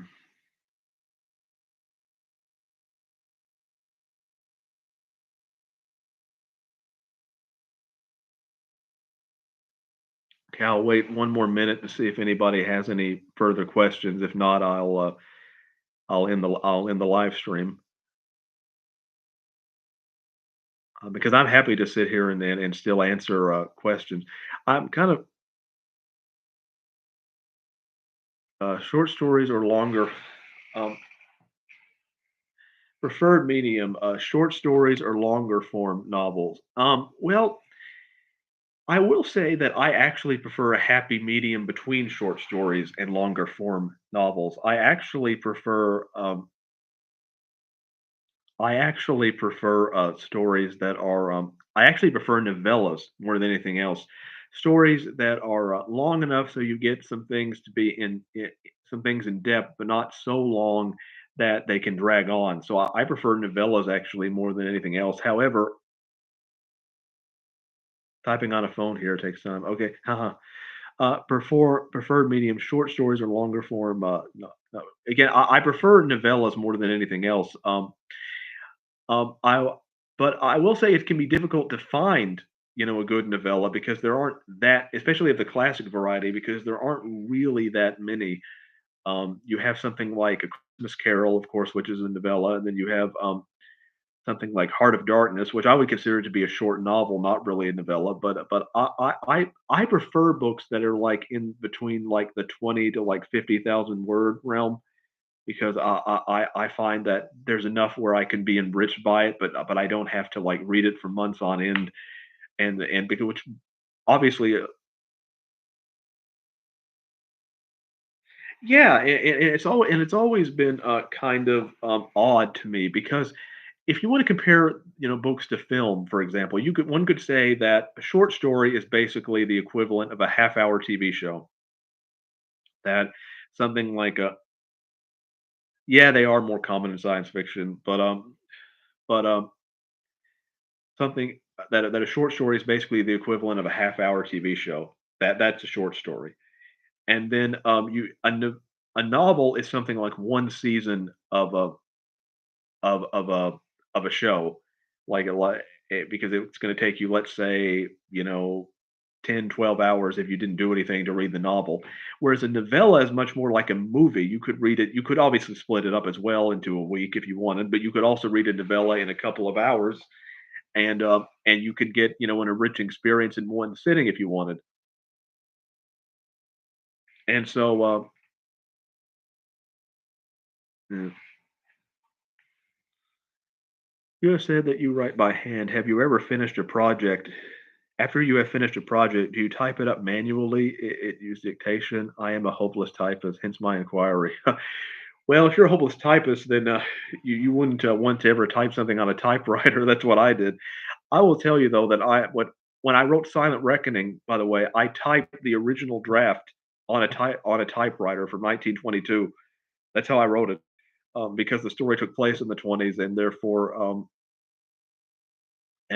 I thought it would be appropriate to type it. And it was hard too because I had to the carriage was broken, and so I had to turn, and therefore it wouldn't go down. The line wouldn't go down every time I got to into the line. So I had to push the carriage down manually, which means that the sentences aren't exactly linear and straight, and so they'd run this way across the page.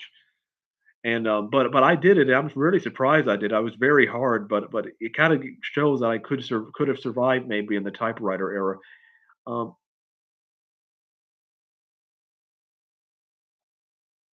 yeah.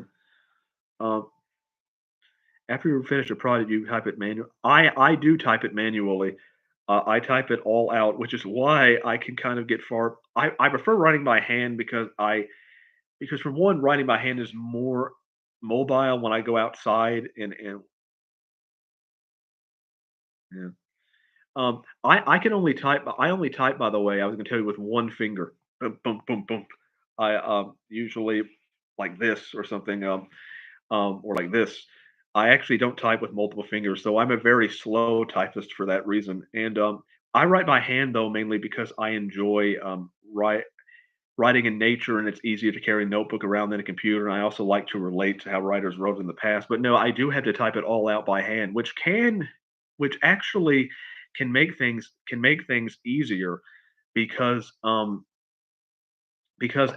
can edit things when I type it into my head into the computer. I can be like, okay, I want to make this change, but at the same time, I have to yeah. I have to make time to do it, which is why I'm falling behind. For example, I'm currently on chapter 17 of my book, but I'm only on chapter 5 when it comes to typing it out. That's how far behind I am. Normally, what I did with yeah, what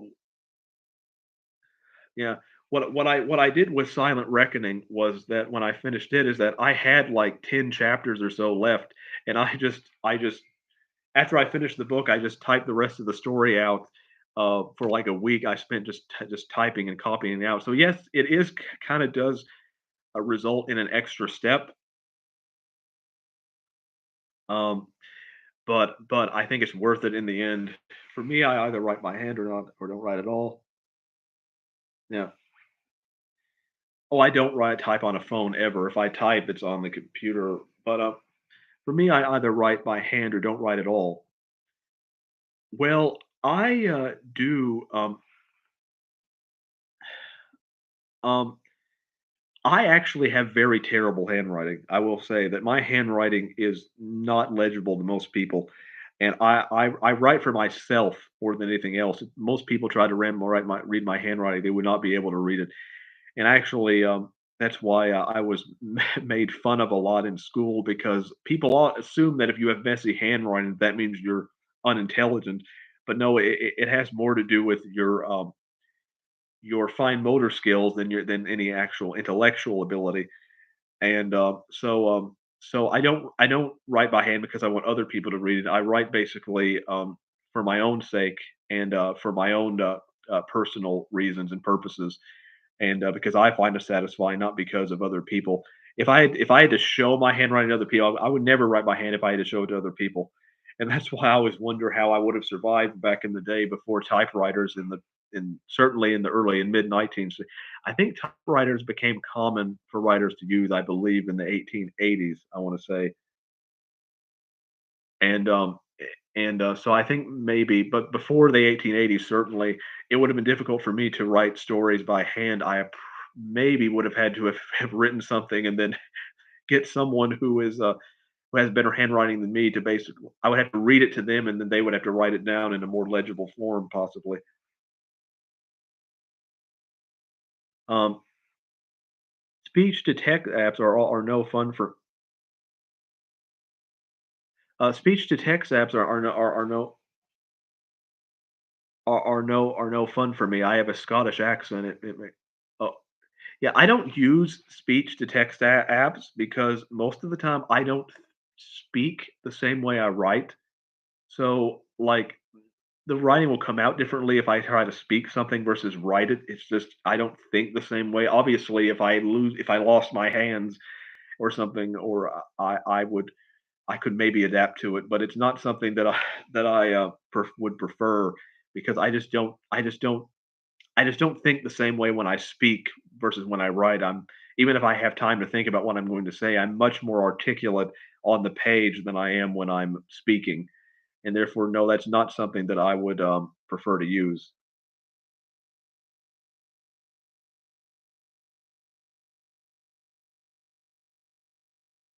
I usually type much better English than what you're seeing. And where it really depends, I that's why when my best writing obviously comes about when I have time to think about what I'm going to say. If I'm having to speak or even write something by hand, comment something in the moment, obviously it's not going to be my best writing. Of course, if I'm just trying to get a message across, I'm not always trying to sound, as articulate as I can be. Sometimes, I'm just trying to get a message across, and so I only try to be, as articulate as possible if I think the situation truly calls for it, or when it truly matters.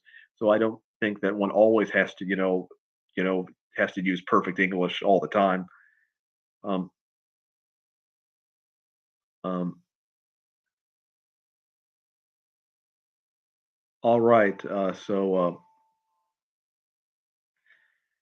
So does anybody have any more questions? Oh, okay, that's an interesting one. Um, do you ever get ideas from dreams? Um, Not really. No. I mean, I have gotten.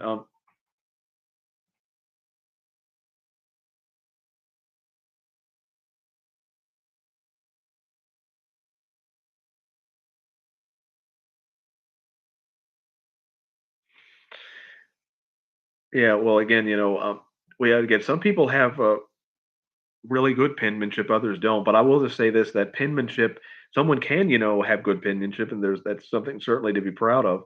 But I will say that penmanship doesn't really, indicate one's intellectual ability, um, which is I've had people laugh and make fun of me for my poor penmanship skills, but even though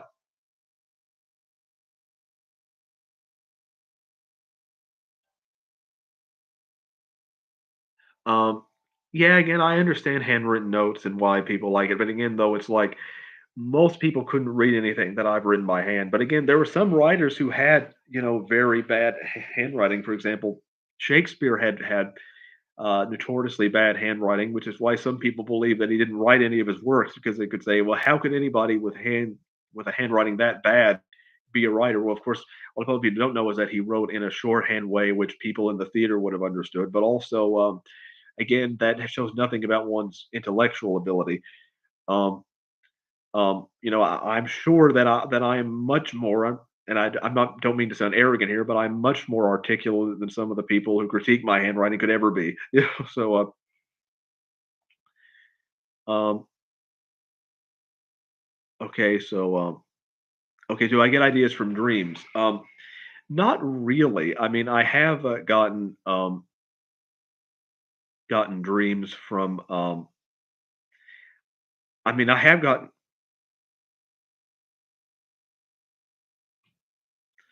I have gotten. For example, there are some dreams that I've gotten that have been interesting, but then very often, if I don't write a dream down right away, I forget about it like an hour later. Like that's happened to me a lot. Um, um, and so there are some things I'm like, ooh, that might be interesting, but then I forget about it an hour later. And um, and so I often have bizarre dreams about zombie apocalypses, though. It's just, but eh, but anyway, Finland has stopped teaching children to write by hand. I mostly do so for myself nowadays. Many people can't read my handwriting. Um, yeah, I'll tell you a prime example of someone who made fun of my hand. Well, I remember, I think it was the election of 2020 when I went to vote, and someone like I had to sign something. Which whenever I have to sign something in public, I get really nervous because I'm not sure if the people who look at my signature are going to make fun of it or not. Which is why if I ever have a book signing someday, which I'll try to practice on my signature if that ever happens, I'm going to. I hope people don't laugh at my signature as I'm signing their book because things will not go well in that sense. But no, I was at an election at some kind of voting. No, I wasn't at the booth yet. I had to sign my name, and the person like laughed at me and said, I can't read that, and I wanted to, bounce off the wall in such a case. I nearly, but I mostly go. So right, many people can't read my handwriting. But wait, I mostly go. Well, again, I think that it really depends. I think that people can teach handwriting. It's perfectly fine to do that, but one should not be penalized or thought of as lesser if they can't write, because there are certainly other ways to go about writing. Um, for example, at one time, I don't know how it is now, but even as late as like 2014, 2015, I was like the only kid when I was in college who had like a laptop who would write where everybody else was writing by hand. And again, but even teachers can be suspicious of you because they think that you're going to like cheat if you write by hand, which is uh, uh I mean if you're typing on a laptop, which is simply not true. And so, yes, there are a lot of, I will just say, narrow-minded and bigoted people out there when it comes to judging handwriting, and especially among teachers. Not all of them, many of them. Um, because I think that I've always had trouble with fine motor skills and things that I may have a minor version of what some people call dyspraxia or whatever. I don't really know exactly what I have. Um, but do you currently have you ever kept a journal or diary? Not formally, no. I've never kept a journal or diary. I'd like to think some of the videos I make could basically be received as archiving some of my thoughts, but I've actually have so many journals now because I got another journal for my birthday, and I've actually contemplated. I've actually contemplated having using one of the journals as kind of like a memoir of sorts, where I just kind of like I've never one of the reasons why I've never written in a journal is because I don't. Always feel I would become very whiny if I had to write out, and very repetitive if I have to talk about my thoughts and fears and everything else, and I would become just kind of very repetitive after a while. But I've always thought of, but I'm actually contemplating possibly using one. one of the journals as kind of like a way of not as a log. There's a difference between a daily log and because a daily log would be very boring because my life is very boring. It would be wrote a little, did this a little, and it would be just become very boring after a while.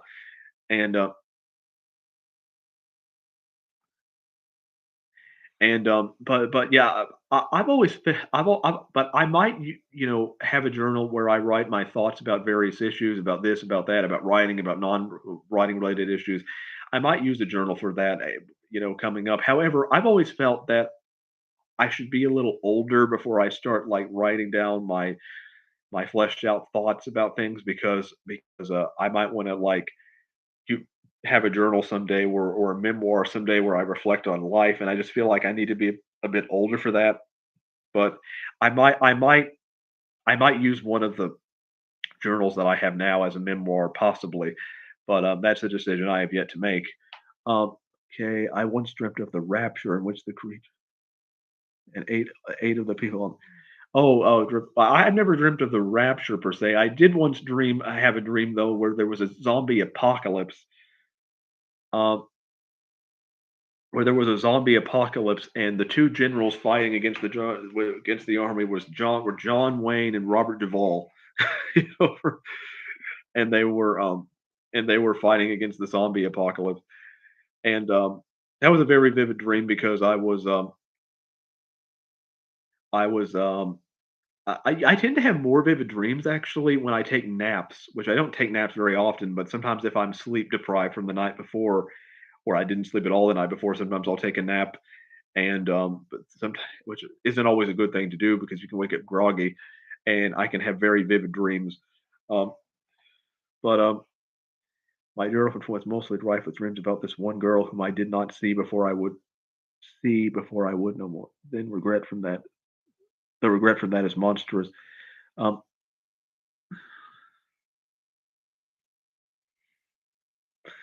um, yeah, yeah. I don't have dreams very often about the things that I think about in everyday life. Like I don't have dreams where I where I f where I, like, say, have a perfect life that I've wanted or even certain fears that I have. Most of my dreams are very random about things that I never you know what my most common dream is? The dream that I have the most? It's usually that I'm back in school, that I'm trying to graduate from school, but there's something that's preventing me from graduating. Like, usually, like, from high school normally, that I've missed a class or that I never took from the beginning and that I never attended since the beginning of the semester, or I didn't do the homework for the class. And then, but then towards the end, I realized, wait, I'm old now. Why am I in school? And that's usually when I wake up. That's the dream that I have the most, and it can come in different forms. Sometimes I'm in a so sometimes I'm in a school in like an old like dark academia environment. Sometimes I'm in the school that I attended. Sometimes the teachers are teachers that I had. Sometimes not. Yeah, I would say that I have this dream, a form of this dream at least once a month. It's got to be at least once a month, if not more. And that's kind of odd because kind of ironic that my it's 10 years since I was in high school now. That anniversary is coming up. But but but uh but no, I don't really take from dreams very often. And but if a dream comes along that I think is interesting, certainly I will use it if I can remember it. But so far, I haven't taken a lot from dreams.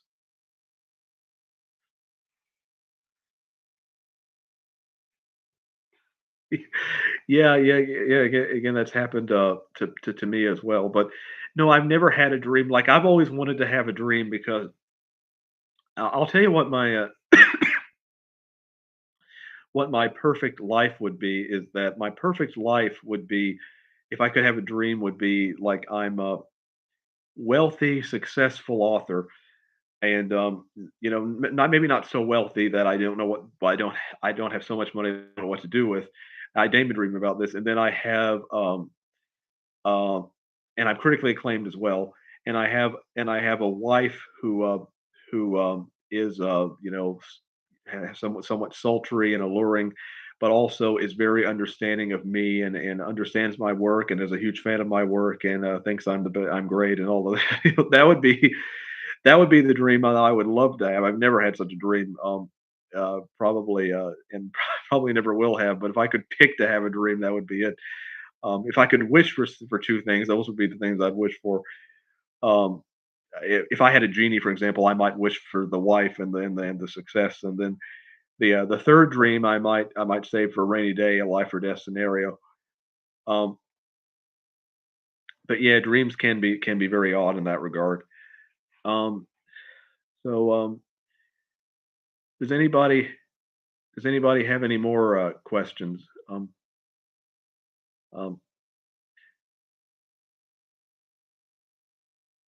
if you have any questions about my I would like to maybe have some questions about my work and books specifically. But again, if you haven't read them, I understand. Um, um, but yeah, I would certainly appreciate questions of that nature. As I recall, you are something of a night owl.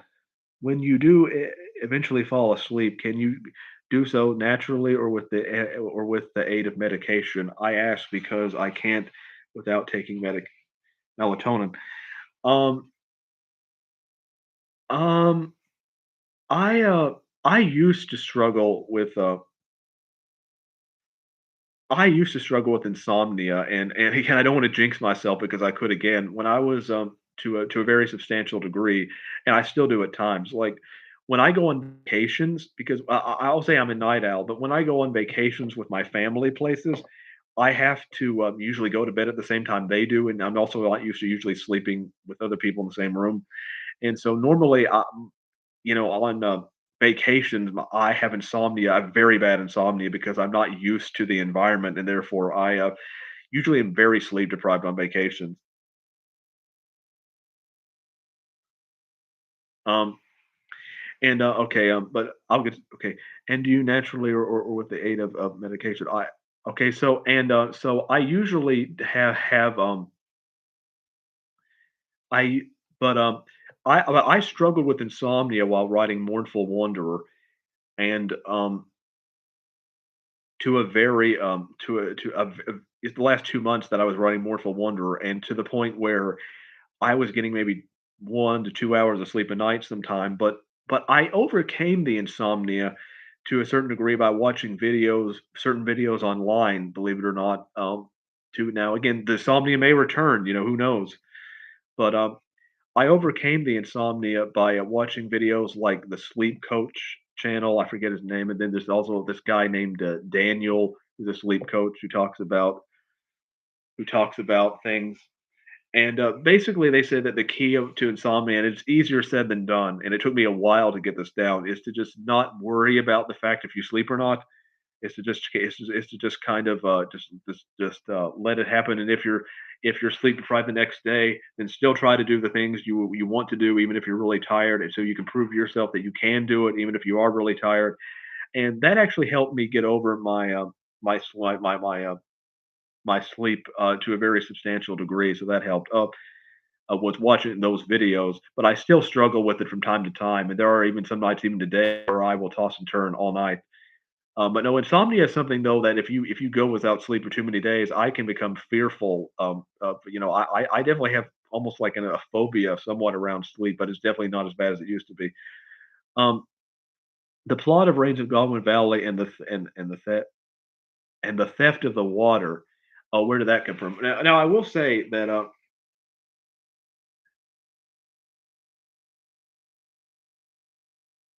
Now I will say that when it comes to the Reigns of Godwin Valley, I will say that I understand that you, Miles Knight, bought all of my books. I will say that the Reigns of Godwin Valley is not the place that I would recommend you start because it is somewhat rough around the edges when compared. And I'm not saying it's bad by any means. I do think it has some very good things in it, but personally, I think that it is a little rough compared to some of my other works. So I will say that if that if I that if someone were recommending to me where you would start, I would start with something like Silent Reckoning or Mournful Wanderer when compared to The Rains of Goblin Valley, because I don't think that it's I will just say that I don't think it's as good as my other work, although it's still what you get with The Rains of Goblin Valley is that you get to see, what my work will bloom into. But so that's why I still count it within my canon, even though I don't think it's as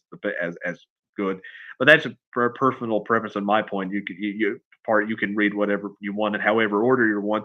You can certainly take the route like some people do with Shakespeare's oeuvre, which is you read, their first work to their latest work, and you see how they progress. Certainly a valid approach, and I think you may be taking that approach. Um, hold on, this notification popped up. Okay, where did the plot of Goblin Valley and the theft of the water, where did this come from? Well, it actually came from. You might be surprised where it came from. It came from actually the idea was that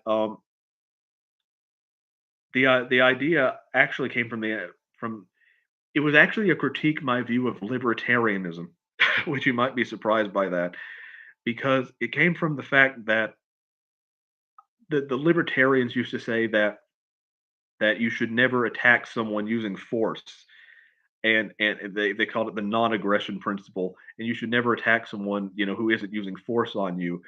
Well, Joanna, who has the water, she owns it privately. She's not initiating force on anybody, but yet the only way these town people can survive is to take the water. Is to take the water, and therefore the only way for them to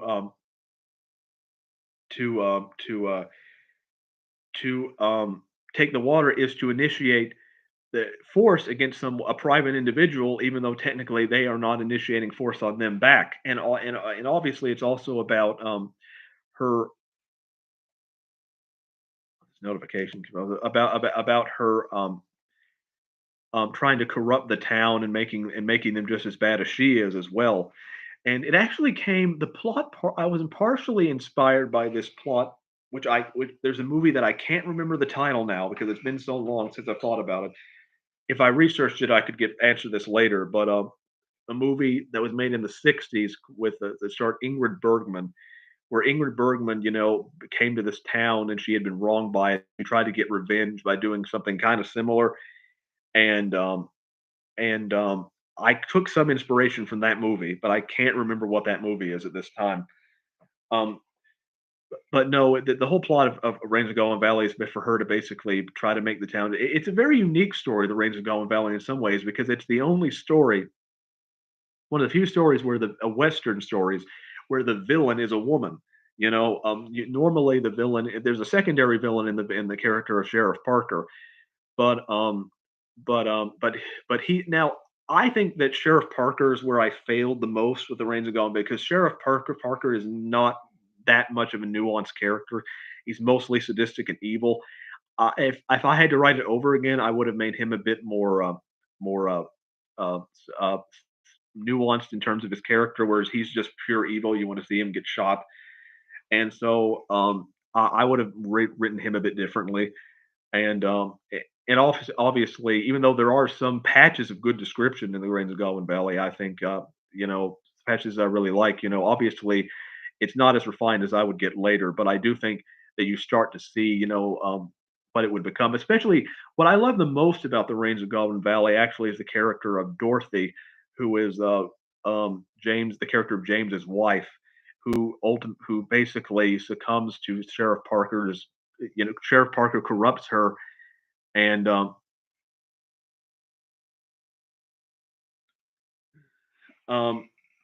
okay.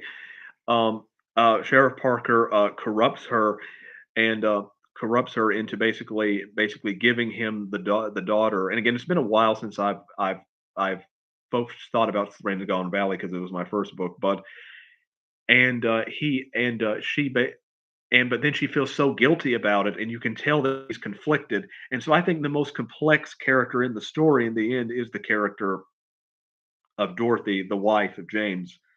And I think she's the best part of the book, in my view. Um, and also there are parts of it where it talks about, the redness in Dorothy's cheeks, and which I find a lot of the descriptions of Dorothy and her facial. I find a lot of that to be.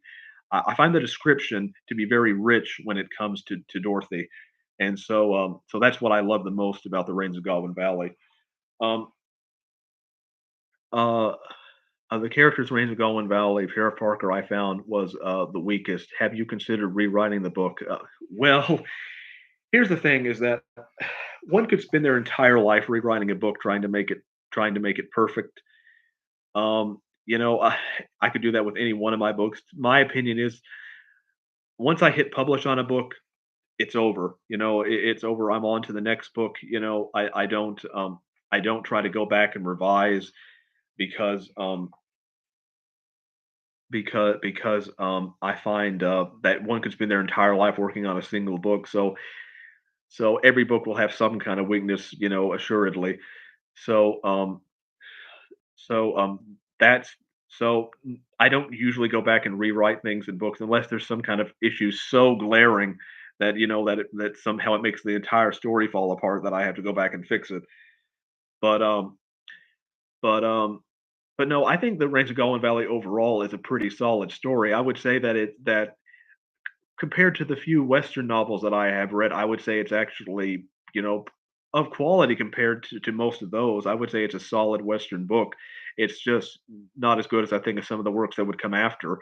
But yeah, I would say that it's almost like Shakespearean in a sense, The Rains of Godwin Valley, in the sense that it has a very almost because um since you've read it, I might say at the very end, that spoiler alert, everybody dies. Everybody dies at the end of Rains of Goblin Valley, and so it has almost a kind of a Hamlet type of ending, and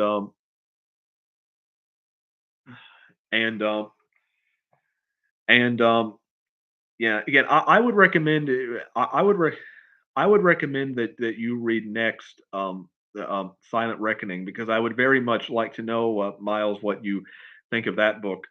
Um, and then but you could read any of the others though in any order you want. I'm saying I would recommend that because I do think that you but if you want to read the work in order from Empty Sounds of the Wind all the way to Silent Reckoning, then that's a valid way too. If that's what you were planning to do all along, then I would say stick to that.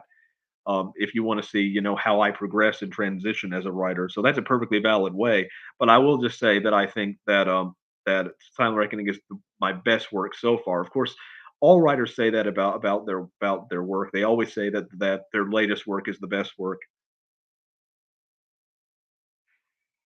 Oh, you plan to do a video on the evolution of my work uh, on my that would be that would be great. I would absolutely love that. I mean make of course just make sure you read all of it before you do it. But after you've read all my work, that would be that I would love I would because I am very much aware that you have a YouTube channel and that you make videos on various topics, and I've watched some of them. Um, and I've enjoyed, a lot of the videos that you've done. I've been trying to. I don't. Sometimes I don't always comment as much as I think I should, but I'll try to comment more on your channel in the future. Um, but um, but yeah, that would be great because there's nothing better or more complimentary to a writer than someone else, another writer. It doesn't have to be another writer, but someone else analyzing another writer's work. Um, and that's something that I would truly enjoy. So yes, thank you for that. If you decide to do it, that would be absolutely wonderful. Um, um, um, um, okay. Hold on, I'm trying to. 'Cause I think I might have missed a question here or two. I'm trying to see, if, okay, I think Brian may have asked something. What advice would you give to struggling writers who start writing stories but never finish because of perfectionism or feeling discouraged that their writing isn't good enough? Okay, I'll answer that one. Um, Again, I want to try to get to everybody because I know what it's like. I know what it's like when you're in a live stream and you ask somebody a question and then the person just kind of glosses over it, usually unintentionally, and then your question doesn't get answered. So I want everybody to know here that if I somehow miss your question, that I it's nowhere intentional because I want to answer as many questions as I can. Because I really do value all the questions that are sent to me. Um, what advice would you give to struggling writers who start writing stories but never finish because of perfectionism or feeling discouraged that their writing isn't good enough? Well, I understand that a lot, and I am a perfectionist to a very high degree, and if I only published the works that I thought were perfect, I would never publish. In fact, even if I publish something that I think is near perfect, a few weeks or a few months for a few years later, I will look back on work that I thought was perfect and say, how could I publish this? Even passages that I thought were brilliant when I first wrote them, I'll look back and say, you thought that was good? I mean, it's not. Sometimes it's not nearly as great as you thought. Maybe the wording isn't as complex as you thought it was, um, and and uh, and maybe the passage that you thought was the best is now actually one of the worst. And so my opinions can, and sometimes I'll write something I think it's crap at the time. A few weeks later, I'll go back and say, "Hey, that actually is very good. What was I thinking?" So here's the thing: is that even if you, as a perfectionist writer, get to the point where you think that a work is satisfactory, you will not hold that opinion probably for the remainder of your career. You will look back later and say, "These are the things I could have done differently. This is what I could have done wrong." I mean, this is what I could have done differently. So you will never be entirely satisfied with your work, and even some things that you really like about it, you will end up not liking as much. And sometimes you may go back and forth in terms of how you feel on a certain passage. So because sometimes I'll think I'll view a passage a certain way, and then in the few but then someone will say something about it, or it won't have the effect on one person as I think it's going to have, and then I'm thinking, well, that they're not too impressed by that passage. Maybe I should change it, but then sometimes I have to remember, well, that person wasn't impressed by it, but this other person before that was impressed by it. So I'll go. So obviously it meant something to them. So no two people will usually react to your passage alike. Especially if you read it to them individually. Sometimes if you give if you have people read something at the same time, they can kind of group think and have the same reaction. But if you try to like give people if you try to show people your work at different times, at different intervals, people will have all sorts of reactions, contradictory reactions. So you have to what ultimately I think that to you have to get over your fear of perfection, because that's never your work is never going to be perfect in your eyes. You know, um, and so, because it's never going to be perfect in your eyes, you might as well publish it and move on to your next work. Because at the end of the day, that's all you can do is keep moving forward. Because you could spend your whole life just editing one piece of material or never publishing anything. Your opinion will change constantly. But I would encourage you to ultimately share your work with others, even if it turns out to be flawed in your eyes in the end, because it would just be so much more rewarding for you in the end. So that would be my advice on that: is to get past your fear and share your work. But I understand your fear immensely. I understand it and I empathize with it and I sympathize with it, because I've gone through very similar things and very I've gone through self-doubt myself, and so I know what it's like. So I understand where you're coming from entirely.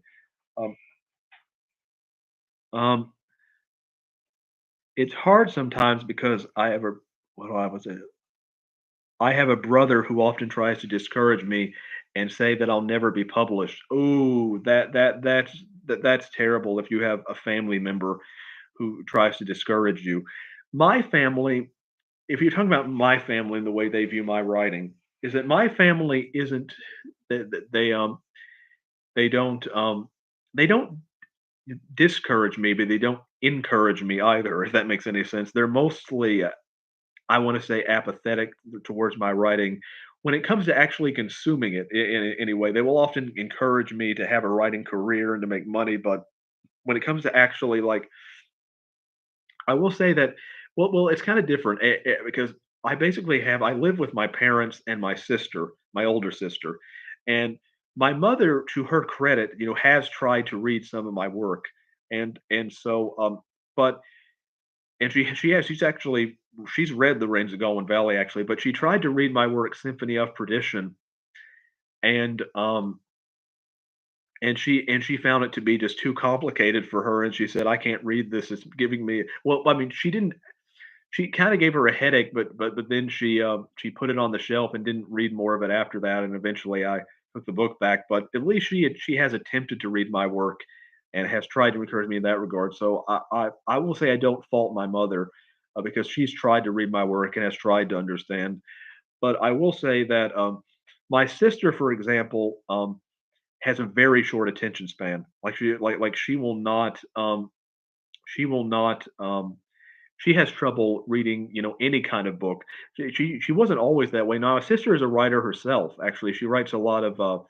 She mainly writes fan fiction. A lot of fan fiction of Asians. She used to write a lot of fan fiction of K-pop groups and things of that nature. I don't really understand why she writes about it, but that's her hobby. But but anyway, though, but she has a very short attention span, and therefore if I give one of my books to her, it will take like a year for her to get back to me. I don't give my work to my father because my father can be very critical. He's a very critical person. He is the kind of person who he was an art teacher and has a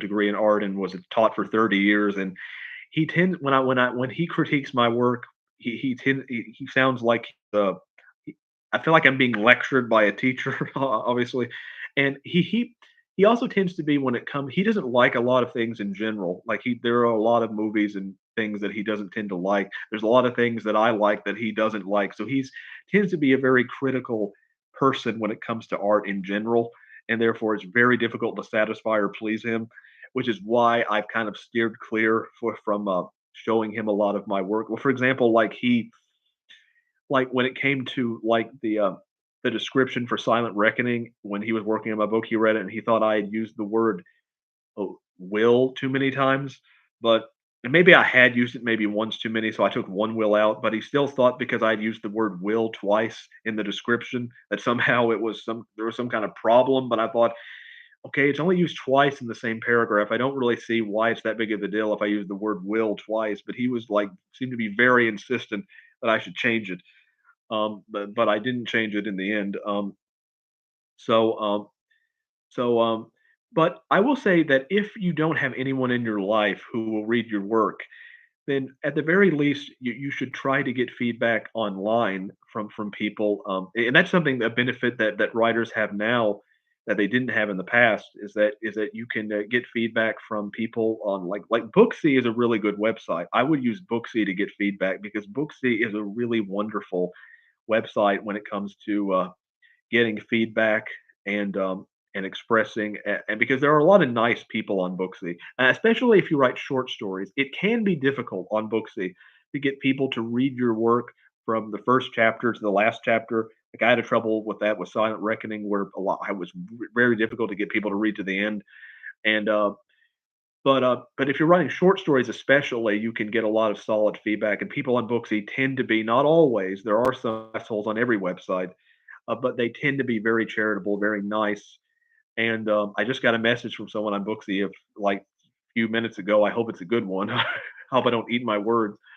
But anyway, but Booksy is a really good website if you want quality feedback, especially if you write short stories. And I use Booksy very often before I publish a story in order to get feedback on my work. I use basically Booksy as my editors because I don't can't afford to and hire an editor myself.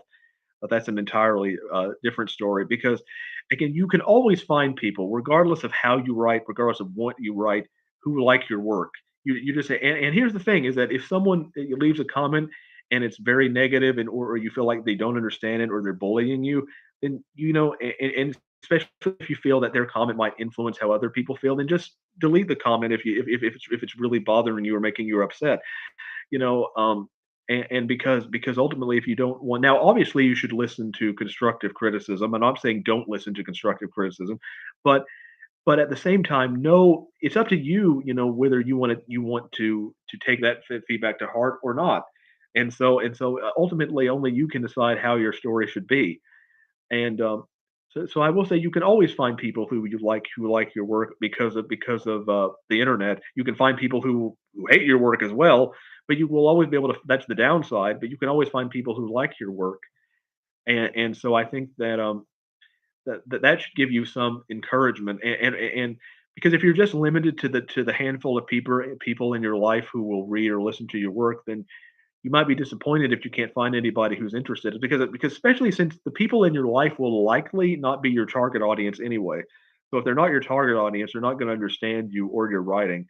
So so and now if you live in some kind of city, you might be able to find other people, people locally who might like, because I would like to find more people locally who I can talk to, when it comes to writing and things of that nature. But I live in such a rural area that I don't really have such connections. I wish I live in Kentucky. I will say this. I live in Kentucky, and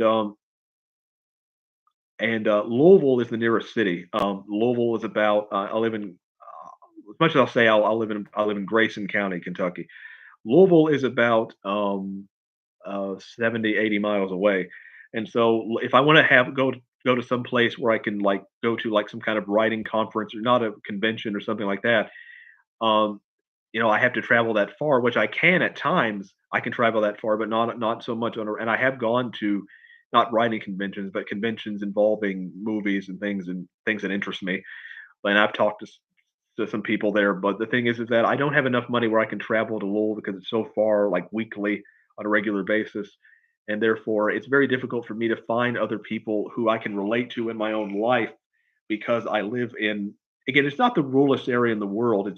I'm basically an hour and a half away from most necessities, but it's very difficult though, from especially because I'll just say this right now. I do not have a driver's license at this time because I have certain problems with hand-eye coordination, and there are many reasons why I don't have a driver's license, let's just say. But and so in order for me to go places, I have to rely on other people to take me, and therefore it can be difficult for me to get around. Now, I can if it's an absolute necessity, but it's difficult for me to like just randomly decide I'm going to go visit this person or do this or do that, because I have to make plans. Therefore, it's very difficult to meet people and make friends in your own life, especially if there aren't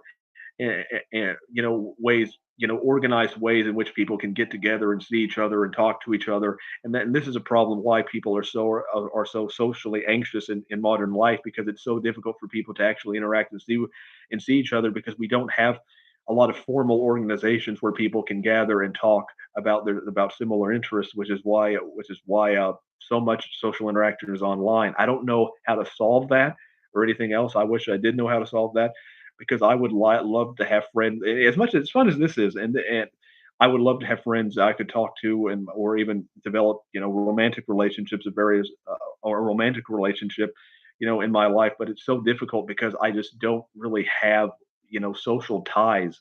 And I wish I did, but I don't at this time. Now, of course, that's going far beyond what your question is asking. But basically, what I'm saying is that if you want encouragement, there's always the internet. So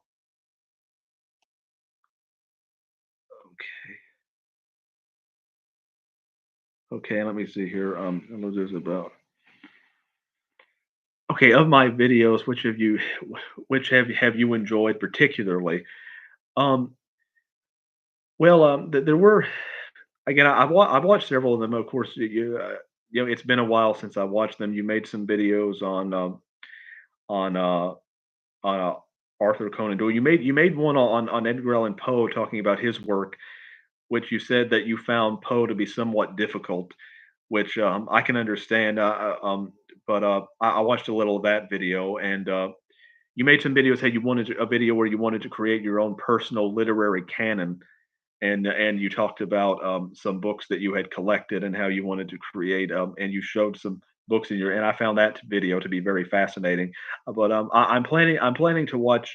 more of your videos in the future, and definitely will try to comment on them more. Um,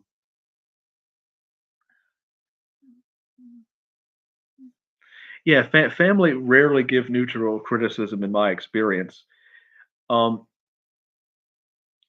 yeah, yeah, the thing is with family, a lot of people have this idea that a family member is going to go easy on you, but in my experience, they usually go the other way. But it's one of those things when if you show your work to people you know really well, there's always a downside because they could either go really hard on you because they expect more of you because they know you, or they could go easy on you because they don't want to hurt your feelings and they can be fake about it, which is almost worse. So, I will say that there's always a downside if you want to show your work to people that you know really well. Um,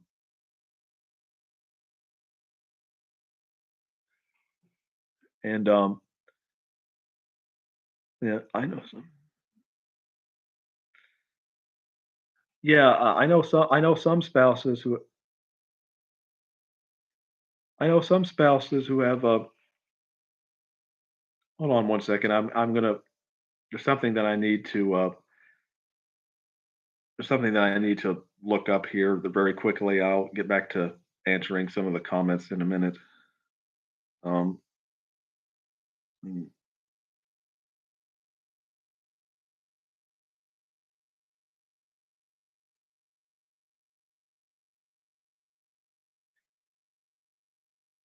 okay. Anyway.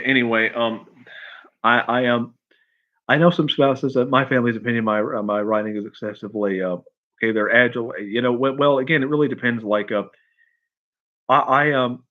I it really depends on the kind of it. Like, I would love to have, and this is kind of maybe a person, like a spouse who I know some spouses have really helped writers, but in many cases, relatives cannot. So, who encourages me and who likes my writing and is basically on my side. I would love to have a spouse like that. In fact, I would say it would be very difficult for me to have a spouse to to have a spouse who discouraged me or was even just who was apathetic towards my writing, and that's why I would love to. But you know what my ideal way to meet a spouse would be?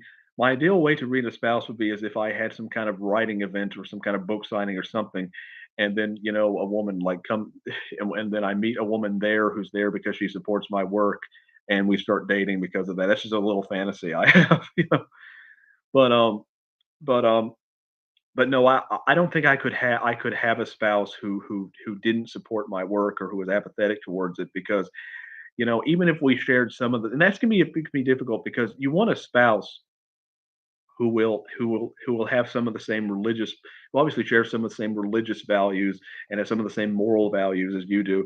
But just because someone has the same religious and moral values, that doesn't mean they'll support your art. It doesn't.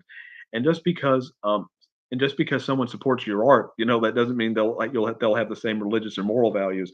So ideally, you want both, but sometimes one has to compromise. But ideally, I want a woman who, yes, we share the same morals, but also she supports my work and not just supports it in the sense of like being sympathetic, but she thinks that I am, at least a good writer, worthy of attention. And so I so that's something I definitely would want from a spouse. But again, I don't have any spouse now, period. So I'm kind of jumping, jumping on, talking about this. Um, I didn't know that Booksy looks at good stories. Good to know. Thanks. Yes, again, they do. I would recommend that. It's often either, yeah, the worst literary criticism is often I like it as it's good or I hate it as it's bad. Neither of these tell you much about without qualification. Well, usually the kind of criticism that I get is, I thought that, it sounded poetic. I thought it sounded, or it's like a work of art, or it sounds beautiful, which I love that kind of praise but at the same time, though, sometimes people it can be very limited when people just say it sounds poetic or I liked or where it was very descriptive or whatever, because to me because I love hearing that. Yeah,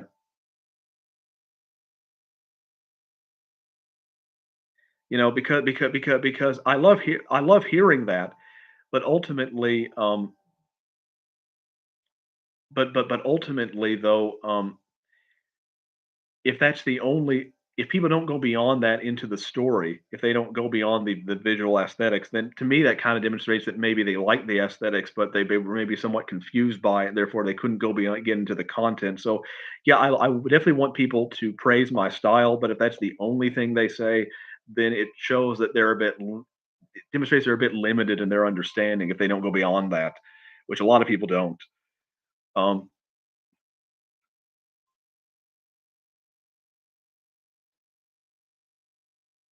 okay. Um,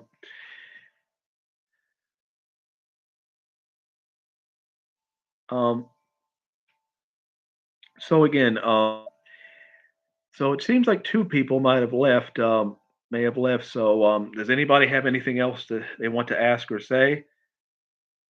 Um, this has actually been 2 hours and a half, which is, quite a long time to have a live stream go. Um, so does anybody else have any further questions? Because I don't have anything else to do today, so I can although I would like some water though, speaking for so long. Um, so does anybody have anything else they wanna ask, anything they would like to add?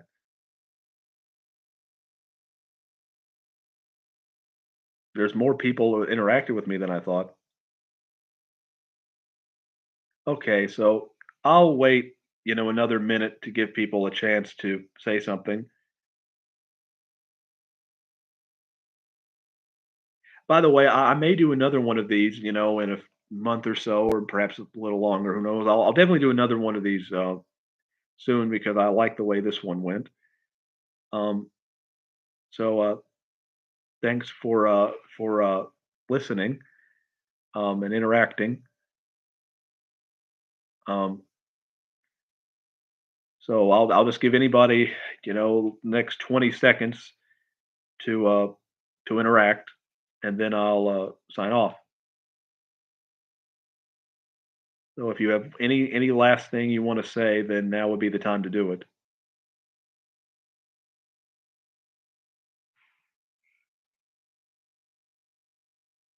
Okay, thanks everybody. I'll try to do this again, in the next few months certainly. And I thank you for participating. And goodbye for. Oh, you got one more question before you go. Do I still write short stories? I did write before when I finished Silent Reckoning. I did write 2 more. I did write 2 short stories because I thought that I would try to write other short stories, but then to, I decided to write other short stories, but then, before starting a long novel again, but I only wrote 2 of them before I started writing, the next novel, which originally was a short story, but then it bloomed into a novel. And, I'm planning on taking those 2 short stories, which I do think are of quality, possibly sometime this year, making them into, like, maybe a short anthology that might be available as an ebook. So I have written a couple of new short stories, um, but I haven't, written very many short stories in years since I've been focusing on, novellas and novels primarily, since 2017. A lot of my work is relatively short, but it's still, longer than short stories. But, I would like to focus more on short stories again in the future sometime. It just depends on whenever the opportunity arises. But thank you for that question. So, if you don't have any more questions, then I will end the live stream. I'll wait, let's say, 20 seconds to see if anyone has anything else to say, and then thank you for that question. Then I will sign out.